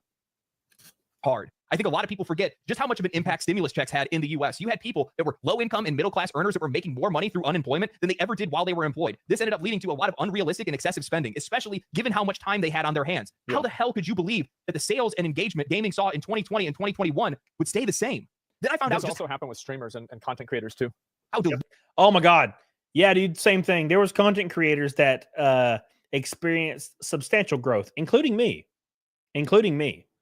And streamers would make like 250 grand or more in 1 year. And they decided it was a good idea to buy like an 8,000 square foot house and create like a streaming company. And of course a year later, they're getting like 9 viewers on all their different projects. And I'm like, what are you doing? What are you doing? You burned all your money. God. Stay at home and keep it simple, man. You ain't got to do all that shit. Unless you're Joe Rogan and you're making $100 million, you ain't got to do all that. delusional they are when I came across a slide that was talking about the shortfall of spending and how players were spending less money and how there were less hours that were spent in games and how that led to an unprecedented number of commercial disappointments and flops. Forspoken, Skull and Bones, Concord, Halo Infinite, Redfall, Star Wars Outlaws, Avatar. These games didn't fail because of some esoteric lack in spending. It's because these games sucked. Now, after I saw this, it got me thinking. I can Well, spend you got it. this one, people thought sucked dick. This one sucked dick. This one sucked so much dick they're having to shut it down. I don't even know what this is. So this is like, you know what I said about building 100 bridges and sucking one dick? Well, these people, they sucked, let's see, I don't know, what's this? 15 plus 9, 24 dicks. Yeah, what happens when you don't build any bridges and you just suck 24 dicks? Not so good, huh? It's because these games sucked. Now, after I saw this, it got me thinking. I'll admit, I was taken aback when I saw just how much... As a matter of fact, yes. The industry had receded after 2020. I had expected a decline, sure, but not to that extent. It took me a while to process it, so I started comparing some of the numbers with some of the other charts in the presentation, and then I stumbled upon something eye-opening. For a while now, I've had this ongoing theory in my mind that the so-called silent majority, those unengaged, uneducated masses that the industry often points to, doesn't... Like, we're going to get a bunch of these, like, stupid fucking, like, Walmart Americans to pay all their money for this game. Like, I'm sorry, but unless you're making a basketball or a soccer or football game, that's not going to happen. Nope. Maybe a gun game, but that's it. Actually exist in the way they think they do. I've always believed that the controversies and the complaints that we see from gamers are more than just the noise of a toxic vocal minority. They have a real, tangible effect on how players spend their money and engage with games. And as much as these developers... Well, here's how you know that's true. If they didn't have an effect, you wouldn't have companies paying streamers to create the effect. And journalists would try to dismiss it. I think our collective opinions hold more weight than they give us credit for. The slide in the presentation that caught my eye was the one that showed that while US GDP and world GDP were on the rise, indicating that global overall spending was up, player spending dropped 13% from 2021 to 2024. That's a pretty significant dip. And it made me think, what other industry exploded alongside gaming during this period? Social media. And guess what? Social media didn't take the same dive that gaming did. So, man, you know what that reminds me of? It reminds me of the fact that I only play retro games now. And when I say retro games, I mean older games. I don't mean like Nintendo. I'm not like that. I'll play like Resident Evil 1, Resident Evil 2, you know, maybe some Dreamcast, like Power Stone 1, Power Stone 2, maybe some GameCube. And then, you know, I'll dabble in like Bloodborne, Elden Ring, stuff like that. Now, obviously, those are not retro, but you know what I'm saying. It's very rare that I play a new game. Shit, the last like 3 times I've streamed a video game, it was Left 4 Dead 2. Mrs. Rogers says, hey, bud, just saying hi. I got moved to a new shift, so I don't catch live. Good luck this year. It's been fun to watch on TV. Thank you, baby. I appreciate you. We will be racing at Daytona Saturday on Fox at noon. Don't miss it. Don't miss it. The NASCAR season starts officially. It's going to be a lot of fun, man. So get the hell on it, doggone it. Thank you, Miss Rogers. Appreciate you. 3:35 until Naked Snake. We got about an hour left, so it's possible. A few Red Boys and some gifted memberships, and we're there. Appreciate you guys. Love you. think about it. Players who would have normally not been involved in gaming communities suddenly found themselves more connected than ever. The silent majority. So my understanding is it did a little bit. Stats overview. So if you look at like 2021 and like you look at the average is like 3.1 million, and then you look at this to 2.4. So a 3.1 to 2.4 drop, that's about 33% drop, you know, just like average, about like 1/3.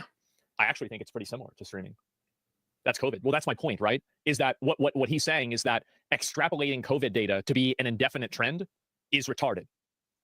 It's a 20% drop? Yeah, well, a 20%, let's say it's a 20% drop. Okay, so I might have done the math wrong. My point is that that's about the same, actually.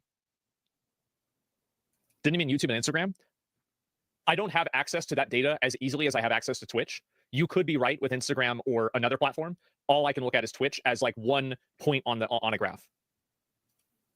Those once quiet and unaware of the broader gaming world became a part of it during COVID. They began engaging with games on a deeper level, and their awareness grew. They didn't buy into what was just being fed to them. They started thinking critically and evaluated their purchases, participating in some of these online communities and sharing their thoughts on other platforms like Twitter, Reddit, and Twitch. There's also, and it probably didn't help that every single video game had some kind of overt like social messaging in it. Every single video game. And if you said anything negative about it, then either the voice actor or a developer or a writer would like lash out on Twitter and call you racist or something. And guess what that did? It made it to where no one bought the game. Absolutely no one bought the game. If you expect to raise your prices and you expect people to pay for them, you best do everything you can to entice people to buy a game. The 1% of loud people that say they want this stuff are not only not buying it, they actually don't want it either. It's pretty easy. It's a pretty easy equation to make out. So a metagame. Oh, wow. Good chart. there's also a metagame of this too. There's a psychological metagame that's going on, which is that in times of recession and in times of problems, people actually spend more money on entertainment to distract themselves. This is a observed phenomenon. So like, not only is it stupid in one way, it's observably stupid based off of psychology that's been tested. I think that Twitch is a really good example of this because while their viewership has dipped a little bit since 2021, they still retained a lot of the audience that they captured during COVID, and they haven't fallen back to their pre-2020 numbers. That shows a community that stuck around, that was once passive consumers, is now much more active and informed. I think that's what's happened with all of these. They have grown, but they haven't continued to grow. And I agree, Sean. Yeah, Sean says there's still good games out there. There's just fewer and farther in between. The last game I played that I enjoyed was Elden Ring. That was a newer game. Yeah, I am so terrified to even remotely try a game. Because if I play a game and people like let's say a friend is like, you need to get this new game, bro. We're all playing it. I'll be like, okay, well, I'm out of town right now. I'll be back in like a week and I'll check it out. And by the time I get back, none of them are playing it anymore, right? So I'm terrified to even remotely try a new game unless it's a single player game like Elden Ring. Then I can try a game, right? That's how I work because I cannot spend $70 on a game. It's not a thing I can do, you know? Jesus, Art the Clown. The Leisure Shoot Larry games are endlessly entertaining. Endlessly, he says. Endlessly. I do think, yeah, Manuel, exactly. I do think the quality of games will increase over the next couple of years, though. All you have to do, good combat, satisfying combat, and or gameplay, and have some ass cheeks in the game. And do not preach to anyone about anything ever. Do not do it. Because as soon as you start preaching to people, they get the hell out there. What's up, Al Guang? Says that's how I've been making games. Nothing done, but I'm able to finish them. Just takes so much time alone. Yeah, dude. I was always taught to think for yourself, do research, and form your own opinion. Yep, 100%. That's what you should do. You should do that about everything. You should do that about everything. Right? Everything, almost everything, right, requires nuanced takes. And a lot of people are not capable of that. A lot of people are just, they get angry at one side or the other. And they dig their heels in. Skissizzle says, I've enjoyed the Indiana Jones game so far. Just haven't had time to sit down and progress it. But that's probably the best game I've played in a while. I've heard a lot of people say it was pretty good. Yeah. Space Marine 2. I've heard that a lot too. Yeah, dude.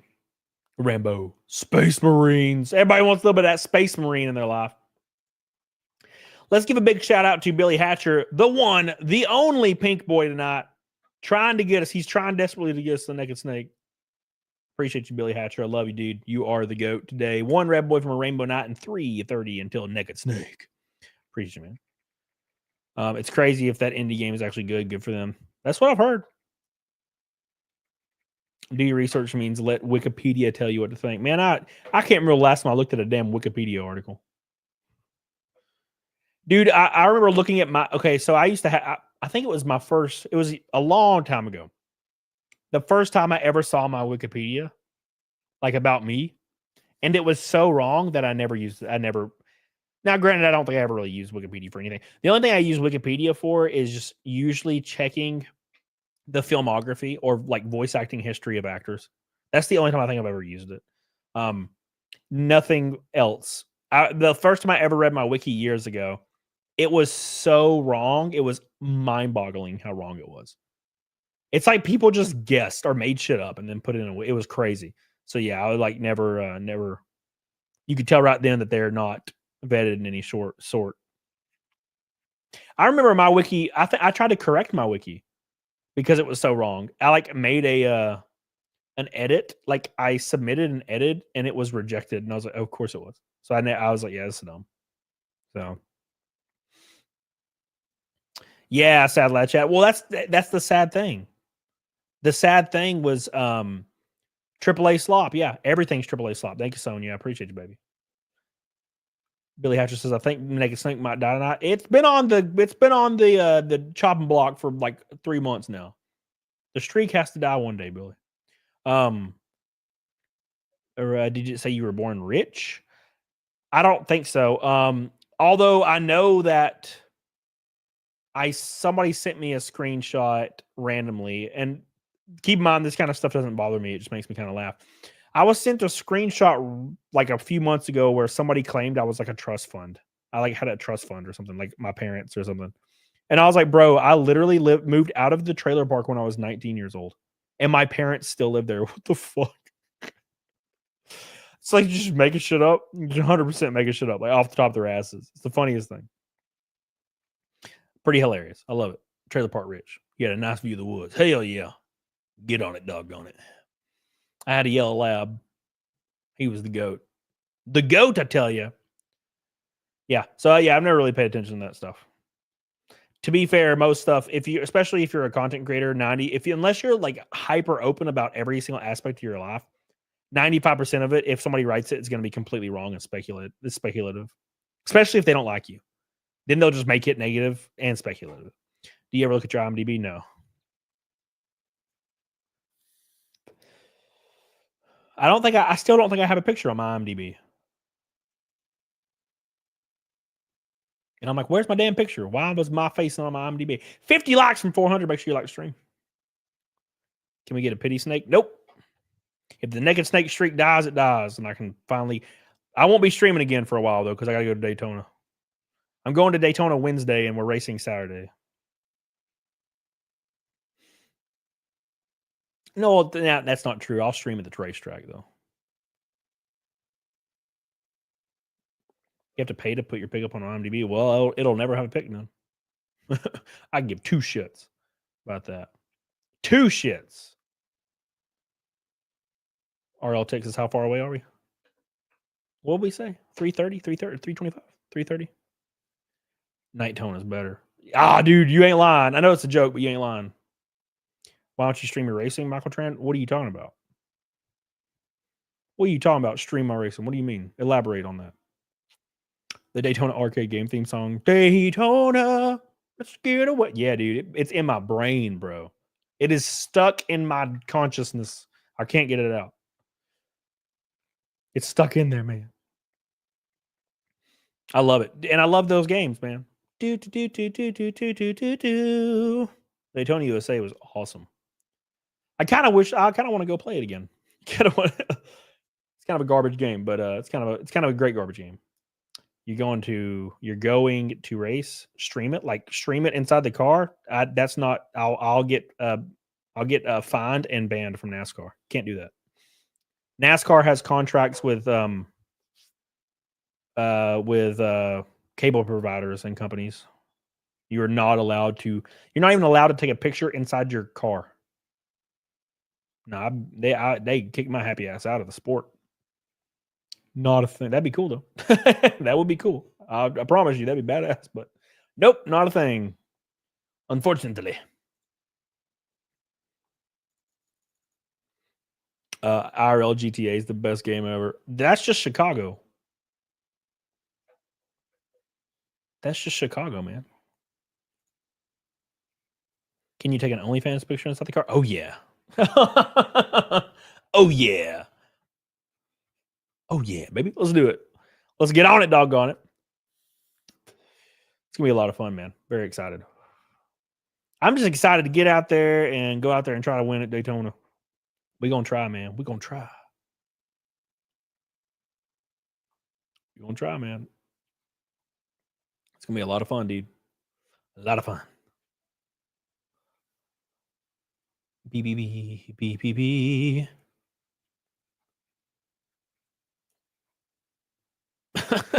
Sorry, guys. I'm reading stuff online. The Gulf of America. Welcome back. Where is it at? Hey, Master Lions with 5 gifted memberships. Thank you, man. Appreciate you. I love you, dude. Love you, man. Where are you at in the standings right now? Daytona's the first race. RLC Tech. I finished 7th in points last year. Thank you, Master Lions, for the 5 gifted memberships. I appreciate you, baby. Yeah, but I'm still blown away, man. I'm still blown away by FEMA. That whole revelation with FEMA, and no one's talking about it. Obviously there's people on There's people on Twitter talking about it because you can talk about it on Twitter. You're not going to see anybody on TV talking about it. It's insane. Thank you, Mash Lines. I love you. Absolutely insane. FEMA spent $1 billion housing illegal immigrants in luxury hotels, and they gave $750 to people in North Carolina. $750. $750. People in California, houses burnt down. $750. They were spending $59 million a month to house illegal immigrants in luxury hotels in New York City. One of them, specifically a hotel owned by Pakistan. Why? I don't really know. That's pretty freaking insane. FEMA needs to be shut down. I don't necessarily agree. So FEMA is supposed to be there for a reason. Well, we can argue USAID all day, but FEMA is supposed to be there for disaster relief, amongst other things, right? So 7th out of 30, 7th out of 189 RLC Tech. All inclusive, like the races happen sometimes. I would not know. I don't watch football. I've never understood the football thing. I don't get it. I tried. Trust me, dude. I tried. I remember going over to my friend's house and watching like every NCAA game when I was a teenager. They would watch Alabama football, Auburn football. I would go over every week, I'd try to get into it, and I just couldn't. I don't know why. I really wish I could. I do like when games are close, though, but mainly like basketball. Like I got into NCAA basketball for a while when I was like in my early 20s, and I used to keep up with it a lot. And I love when games are real close. Just can never get into football, though, man. I tried.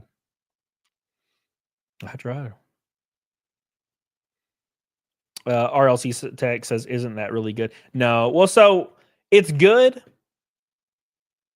if you know about the sport, but unfortunately, in racing, for example, or any sport really, if you don't win, like even when it's pretty much impossible to win, like it's actually not really possible. It's not on the cards. People will still say you suck if you don't win.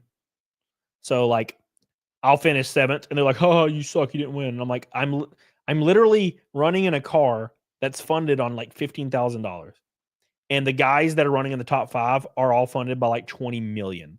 And you think we're going to beat those guys? No.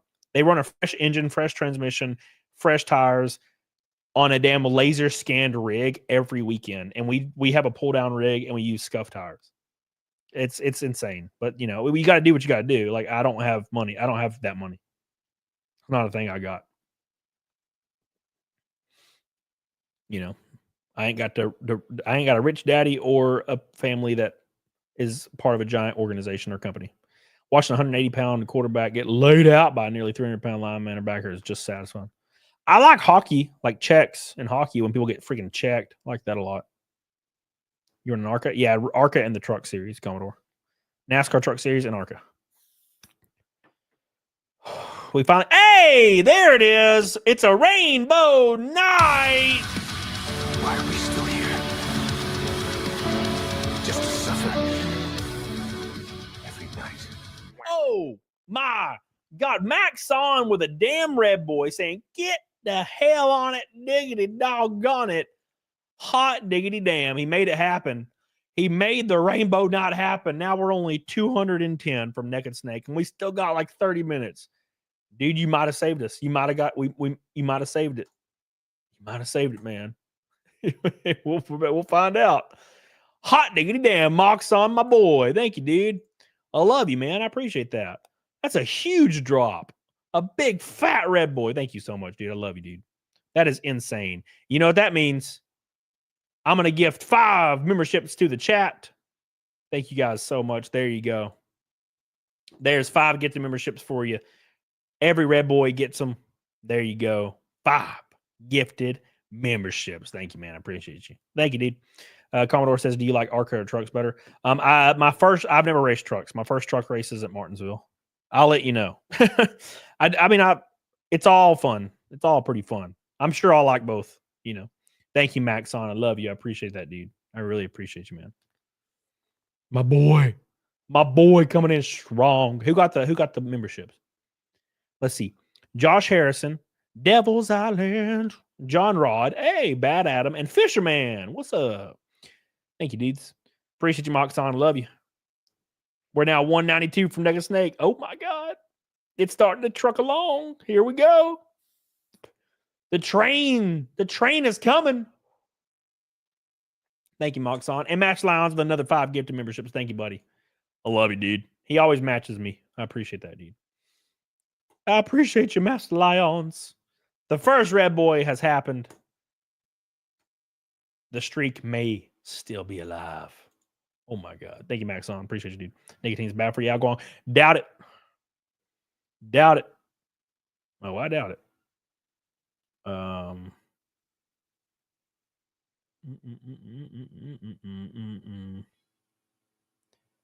Beep. Where is it? Sorry, I'm looking at something.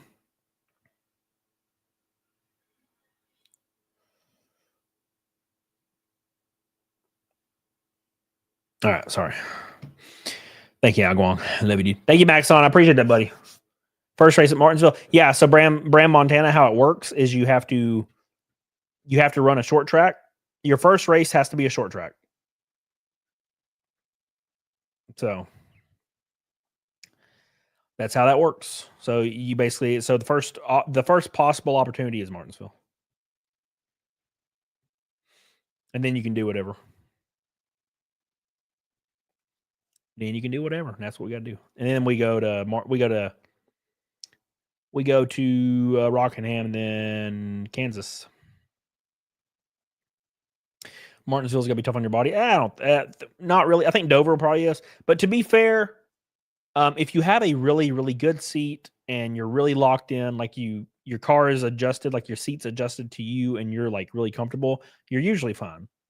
I've been in some uncomfortable cars that almost killed my ass. RL Tech says, I'll do $5 if somebody does 50. Shit. Stop watching porn. I can't stop, man. I can't stop, won't stop. What do you think this is? Who do you think I am? I have $11 in my name. My boy. You ain't gotta do nothing, dude.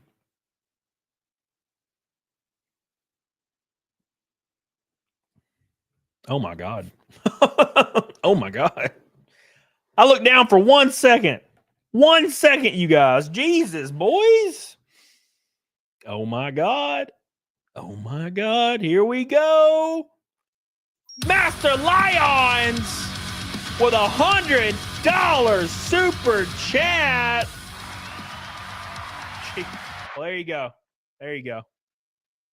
It's a red boy for Daytona. We're racing at Daytona Saturday, and we're dropping the red boy and the good luck. Thank you, man. I appreciate you. We're going to take the red boy all the way to the win, son. He says, I wish you best in Daytona, kick ass, and take names. Thank you so much, my friend. I love you, and I appreciate you. So we got a gift. 5 memberships. Here we go. We're gifting 5 memberships, boys. There you go, my friends. 5 gifted memberships for the boys. Thank you, thank you, thank you, thank you. I appreciate that, guys. God, my leg is asleep. It's freaking awful. Thank you. There's your 5 memberships. It goes to L. Lou, Base Bunny Love, Primal Gecko, DA, and Was. Was. Thank you, Was. Got one. Thank you, guys, so much. Appreciate you, Master Lions. You are the GOAT, dude. You are the man, the myth, the legend. Thank you. Billy Hatcher also says, 4D Snake. Steph Philly Girl, see you on the great Kenny MLP. The memberships are slinging today, boys. Thank you, dude. Thank you, Billy. I love you for this snake. We hit the snake. Charles, I would like a cookie. Too damn bad. What's up, Charles? And my girl, the beautiful, the illustrious, baby back rib, baby gray cover, Jenny with $100 super chat. Oh my God, boys. It is going ham in a damn ham basket up in this bitch. Hot diggity damn. Here we go. It is insane. That is another 5 gifted memberships, guys. Another 5. Beach Betty got one. The Lonely Cockapoo, MB Steve, Cody Dell, Brenda Zines. We're giving my boys one. Thank you guys. I appreciate it. Jenny. I love you. Jenny, a big shout out to Jenny. Jenny's been supporting my dumb ass in a big way for a while. So I really appreciate that. Thank you so much, Jenny. I love you. And of course, so has Master Lion. Master Lion's been here for years. And I mean years. Thank you guys so much for keeping that naked snake streak going. I love you. I appreciate you. Thank you, Jenny, Master Lions, Maxon. Unbelievable sport for my boys. That's 3 red boys in a row, son. RL Texas, the streak must live on. Thank you, dude. Appreciate you. And then, of course, Master Lions gifted another 5 memberships.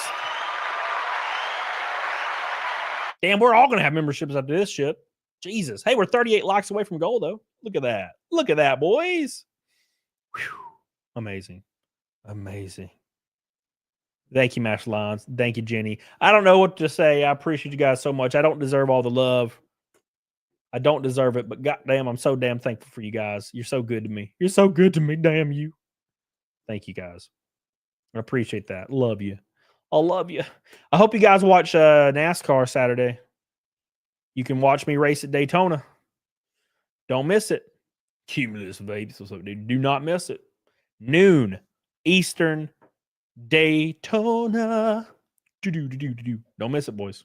Gonna have a lot of fun. I'm excited. Thank you, guys. My entire screen is just red boys and gifted memberships. Whew. Thank you, guys. All right.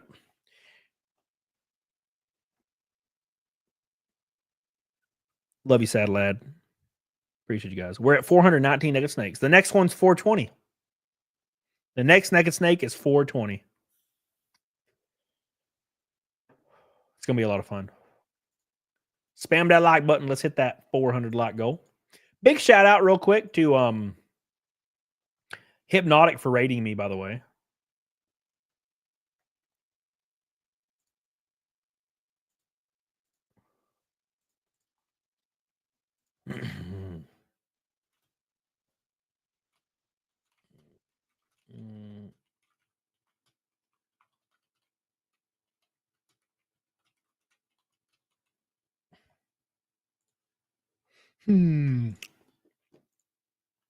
All right, cool. Sorry, I was tweeting. I'm really surprised on the sneak streak being live. Yeah, dude. So is there anybody going to Daytona that I don't know about? Billy, if you say anything, I'll block you. Who's going to Daytona? We're going to have a lot of fun out in Daytona, boys. Who's going? Oh, by the way, guys, if you didn't know, my book, Ride and Die, Volume 1, is currently in demand. We kicked ass on it, and it's still available right now, in demand. Go check it out. If you have not purchased it, go give it some love. It helps me out a lot. We need to hit that 60K mark and 500 backers. That'd be pretty sweet. It's right there in the chat. It really helps your boy out going and purchase one of them books. We're going to have a lot of fun. There's going to be a lot of boobies in the book, a lot of demons, a lot of racing. It's going to be cool as hell. So go give it some love. Don't miss it. Do not miss it. Do not miss it out. We're going hard. Get the tumblers. They're about to go into manufacturing really quick. Dude, I might piss my pants. Oh, gosh. I got to pee so bad. Got to pee so bad. I might be, Richard. Of course you are. Of course you are, Richard. Of course you are. Do not miss out on the Ride and Die Volume 1. I do not know, Billy. I talked to him today, but it was about other stuff. Trump's going to be there. Trump's going to be at Daytona. That's going to be interesting. You talk about the Yeezy shirt? I did, Wiggles. Yes, we talked about the Yeezy shirt today. A lot of fun. Sicker than hell right now, but definitely watching on Fox. Eric, hell yeah, dude.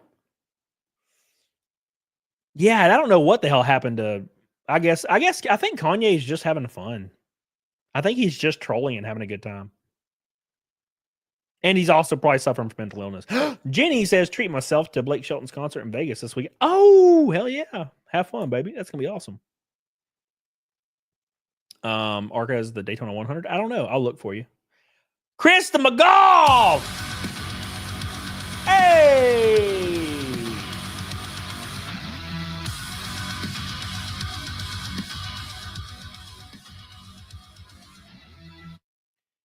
RLC says, if you want to fly me out, I'm down. Bro, I can't even afford my own plane ticket. I'm driving. I'm driving for an entire day to Florida. I can't even afford a ticket, bro. This shit's expensive. It's expensive. Thank you, Chris McGough says, I just have to ask, even though we've weed snake a snake, was that death? Pull the plug. Pull the plug. Pull the plug. You were trying to hum when I was half asleep. I think it's death clock. Yeah, sadly that's a death clock. Yeah. I think it's death clock. You driving down 82 through Georgia? I'll be driving down 65. I think almost all the way to Montgomery. I think it's 65 south all the way to Montgomery. Then I get on something else. I can't remember. Shit. It's been well, I guess it's been like a month since I've been to Daytona. I was just down there recently, but I go down 65. I don't know what I do after that. I don't remember. Thank you, Chris McGough. I appreciate you, dude. Chris McGough, yeah. Yeah. Pink boy down the drain. Appreciate you, dude.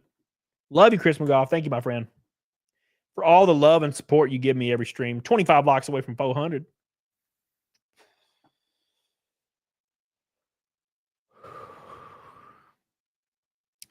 Even if you're passing, I can't leave my dad. He's coming home then. Even if you're passing what? What the hell are you talking about? GPS, take the wheel. Yeah, dude, that's what I'm talking about. Yeah. Let me look. I can look. Let's see. I will be. Let's see. Dayton, Tennessee. You're kidding me. What? Hold on. It looks like I'll be going down. Oh, it wants me to go through Atlanta? No. I'm not. I hate Atlanta. I hate Atlanta. I would rather die. Is there not a better route? Really? I totally went through Tallahassee last time. It's not even giving me that option this time. God, you bastard GPS, you. It wants me to go down through Atlanta. What in the absolute hell? I would like to go straight through Montgomery all the way and then go east and go through Tallahassee. That's what I did last time. And it took like 9 hours. It wants me to take a 10-hour and 50-minute route through Atlanta. No, thank you. No, thank you. I might just go to Montgomery. I don't know. And then just go the rest of the way.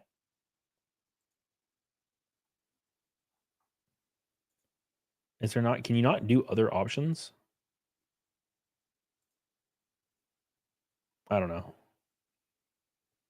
Oh, there's a flight. I like how it just goes straight. Yeah, whatever. I'll figure it out. Anyways, Google wants me to go crazy.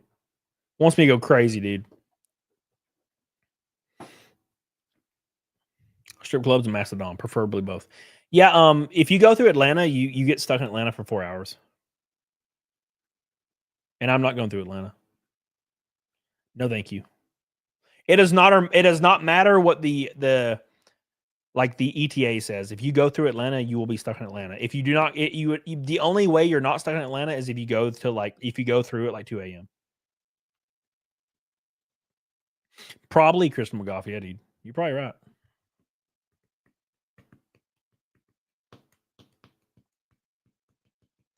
Thank you, Eric Dill. I appreciate that, buddy. I really, really do, man. 24 likes away.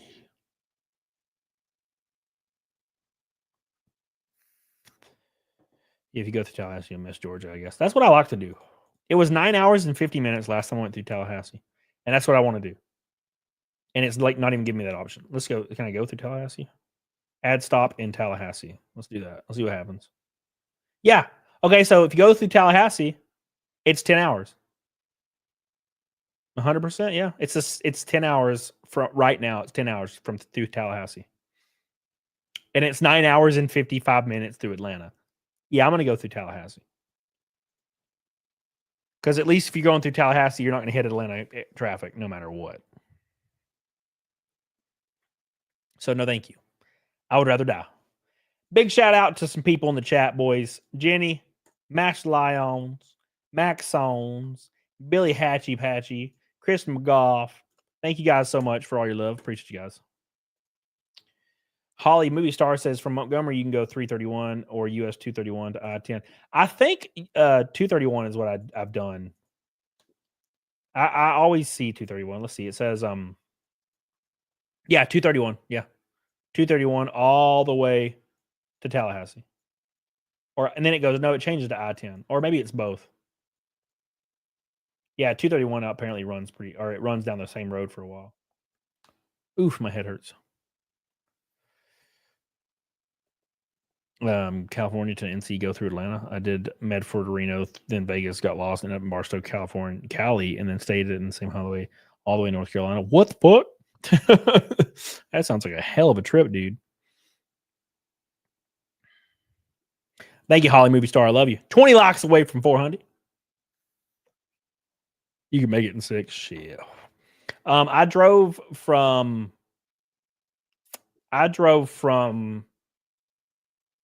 Daytona to my house through the same exact route at like kind of through nighttime, and I did it in 9.5 hours.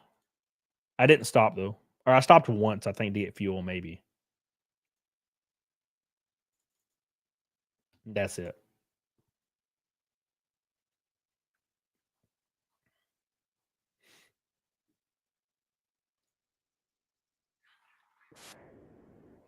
Oh my God, the piss. The piss is bad. The piss is getting bad, boys. Slaying Anders. Oh, slaying Anders. Let's set up the. I'm gonna have to pee first before Matt Nigga Snake because I don't know if I'll survive if I don't pee.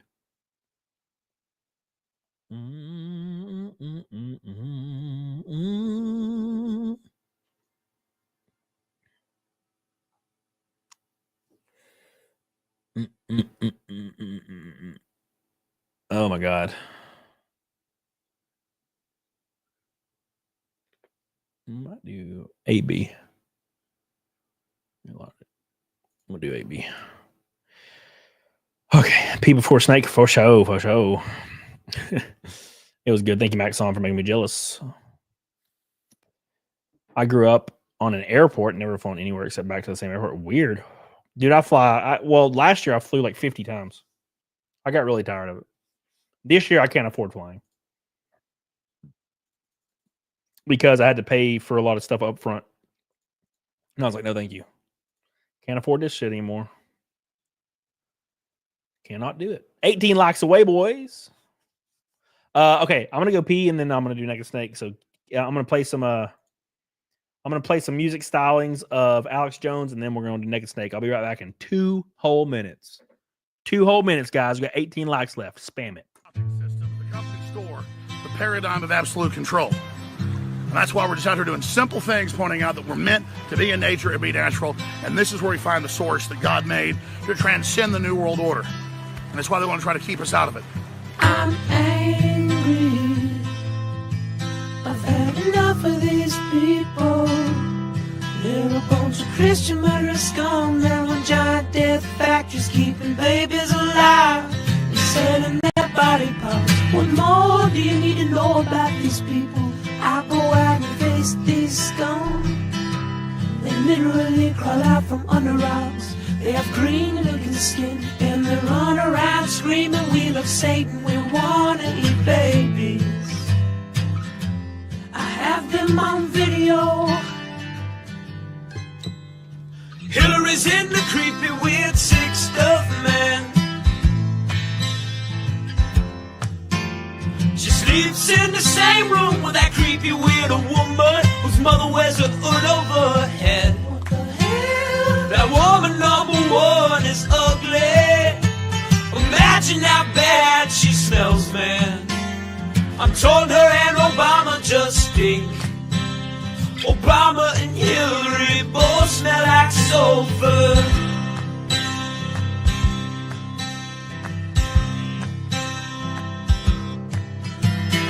Little vampire pot and the goblins are gets close to that evil and I feel it go.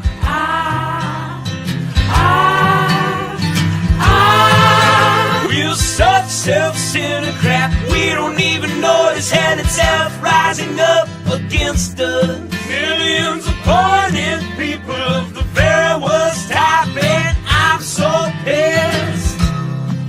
We're gonna stab your daughter at the mall. We're gonna stab your wife, your son. We're gonna stab you with a butcher knife, and then the police chief is gonna say, we love our Somalis, we love our Muslims. Oh, they're so good. Oh, they're so sweet. See, the reason I play Alex Jones when I go pee because it's perfectly timed. Like I quite literally walk up when it's ending and after I done pee. Pretty cool, actually, how that works out. 14 likes from 400. As soon as we hit 400 likes, we're going to do Next Snake. Oh, my gosh. We're so close. Thank you to all the boys that contribute and make your boys successful. I love you guys. I really appreciate all the support, as always. Making the shit happen. Why is my heater off? Oh, it's because it's turned off. All right. Wow. Yeah, Supercharged Stevio. I agree, dude. I took it out of my intro for a minute, and I just had to have it back. I just love it. I just love it, man. What's up, Peter Ferralio?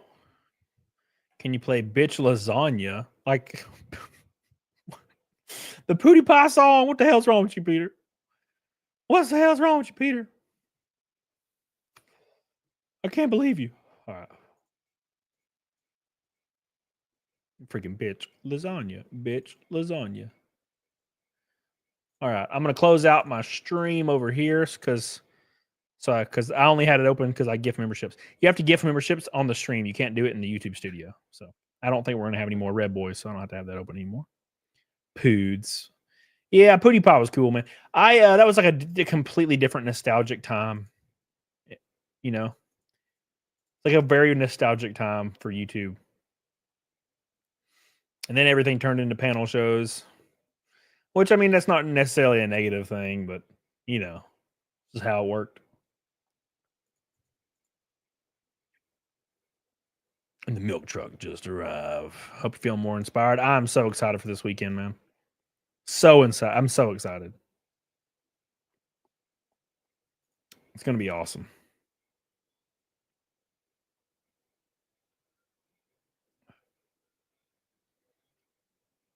It's so weird, the anonymous, like 4chan/B anonymous account.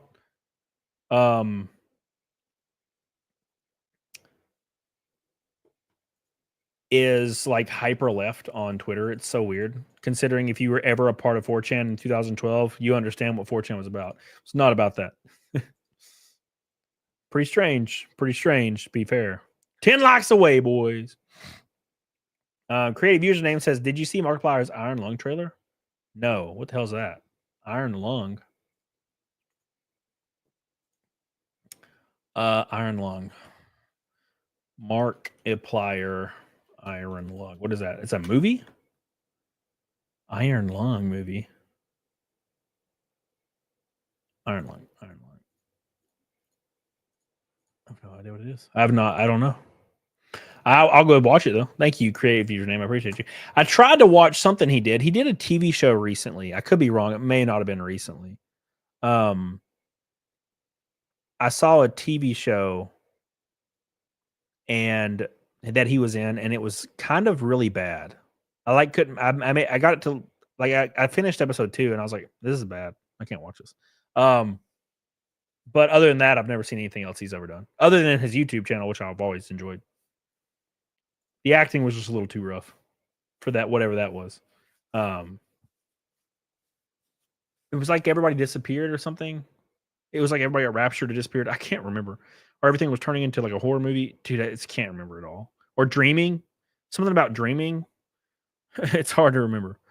Master Lion, bro, we already hit Next Snake. What are you doing? Which races are confirmed for the Midwest? Phoenix. Wait, Phoenix not Midwest. I don't know. Texas. That's the West, right? I don't know. Kansas. Thank you, Matt Lyons. Appreciate you, dude. Kansas. You ever watch MTV Real Life people or Real Life where people would literally love their cars in every way? No. Yeah, Commodore, it's hilarious. I remember MTV, not Real Life, but MTV I don't remember shit. Real World or some shit.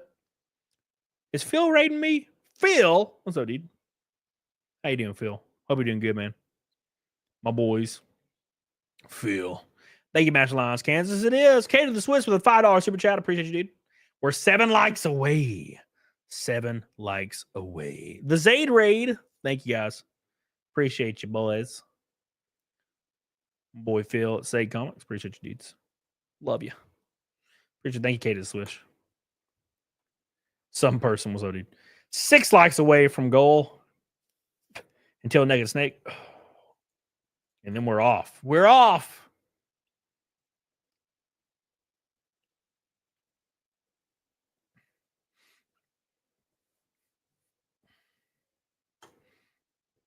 All right.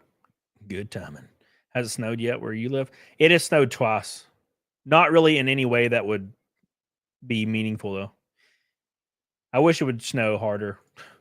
You know, I wish it would snow harder every now and then. Sad lad, I am rating 8-Bit Eric tonight because I haven't rated him in like 6 months. Been a long time. I need to rate my boy. Fucking hate snow. I would hate it if it happened more. It happens pretty rarely where I am. Don't forget, boys, we have hit the like goal or 1 away. Don't forget to go back my book right here.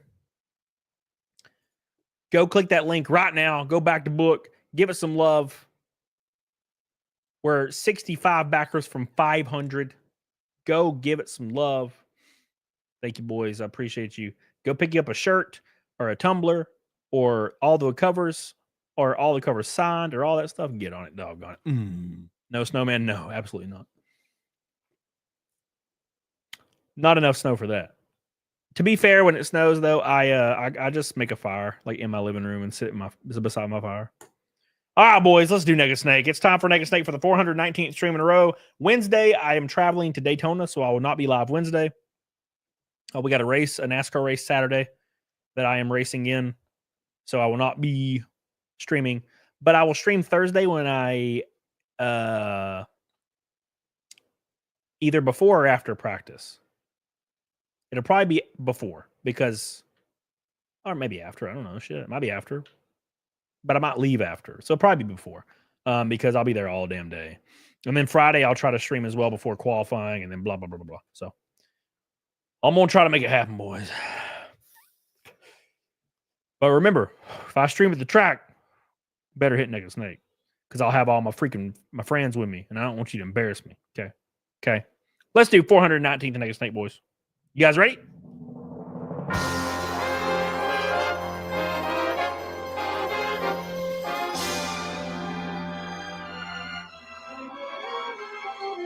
Here we go, boys. Here we go.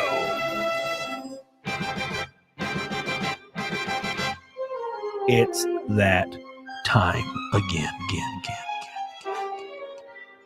Here we go. Donna.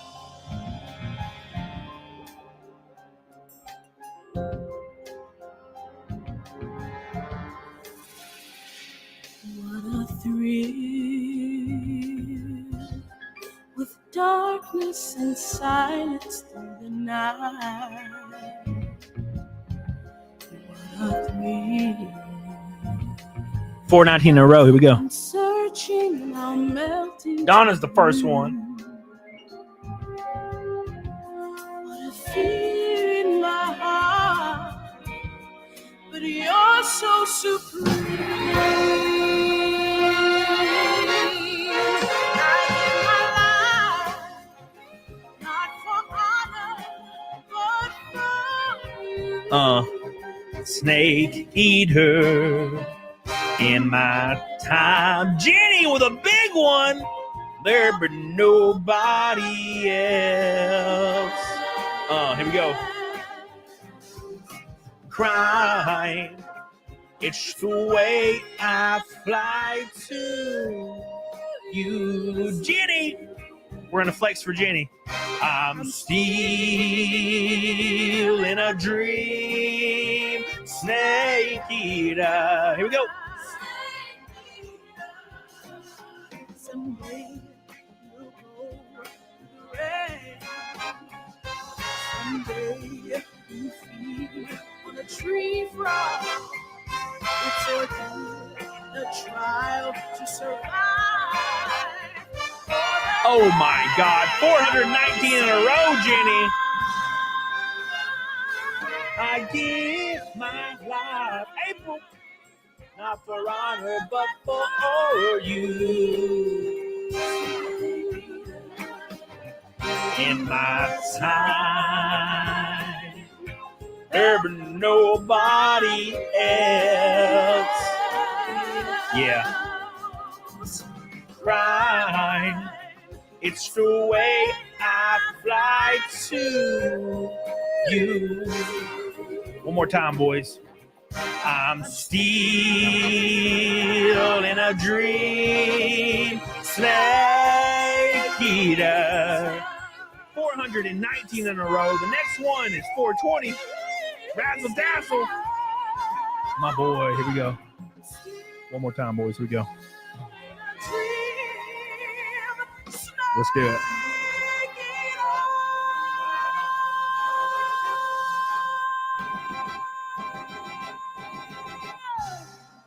Amazing. Amazing. Thank you guys so much for all your love and support on this beautiful Naked Snake night. Unbelievable. A lot of fun. I appreciate my boys. You guys are good to you, boy. Thank you, Razzle. Diggity dazzle. Appreciate you guys so much. And thanks, of course, to Chris McGough, Jenny, Master Lions, Maxon, Billy Hatcher, Intimidator, Caros, Squid, Slosher. You guys know who you are. There's a ton of you. Thank you guys so much for all your love. Even Helena trying to get in here at the last minute. Thank you, Helena. I appreciate you. I will see you guys Thursday at the track in Daytona. And don't forget, Saturday, it'll be live on Fox at noon Eastern. I'm pretty sure. Don't miss it. Turn your TV on and root for your boy. Thank you. I appreciate you. Get on it, dog. On it. Appreciate you. We're going to rate 8-Bit Eric. Give him some love. Let me make sure you're still alive. Give him some love in the chat. We're going to rate 8-Bit Eric. Appreciate you guys so much. Get on it, dog. On it. Hell yeah. New video tomorrow, by the way. New video tomorrow.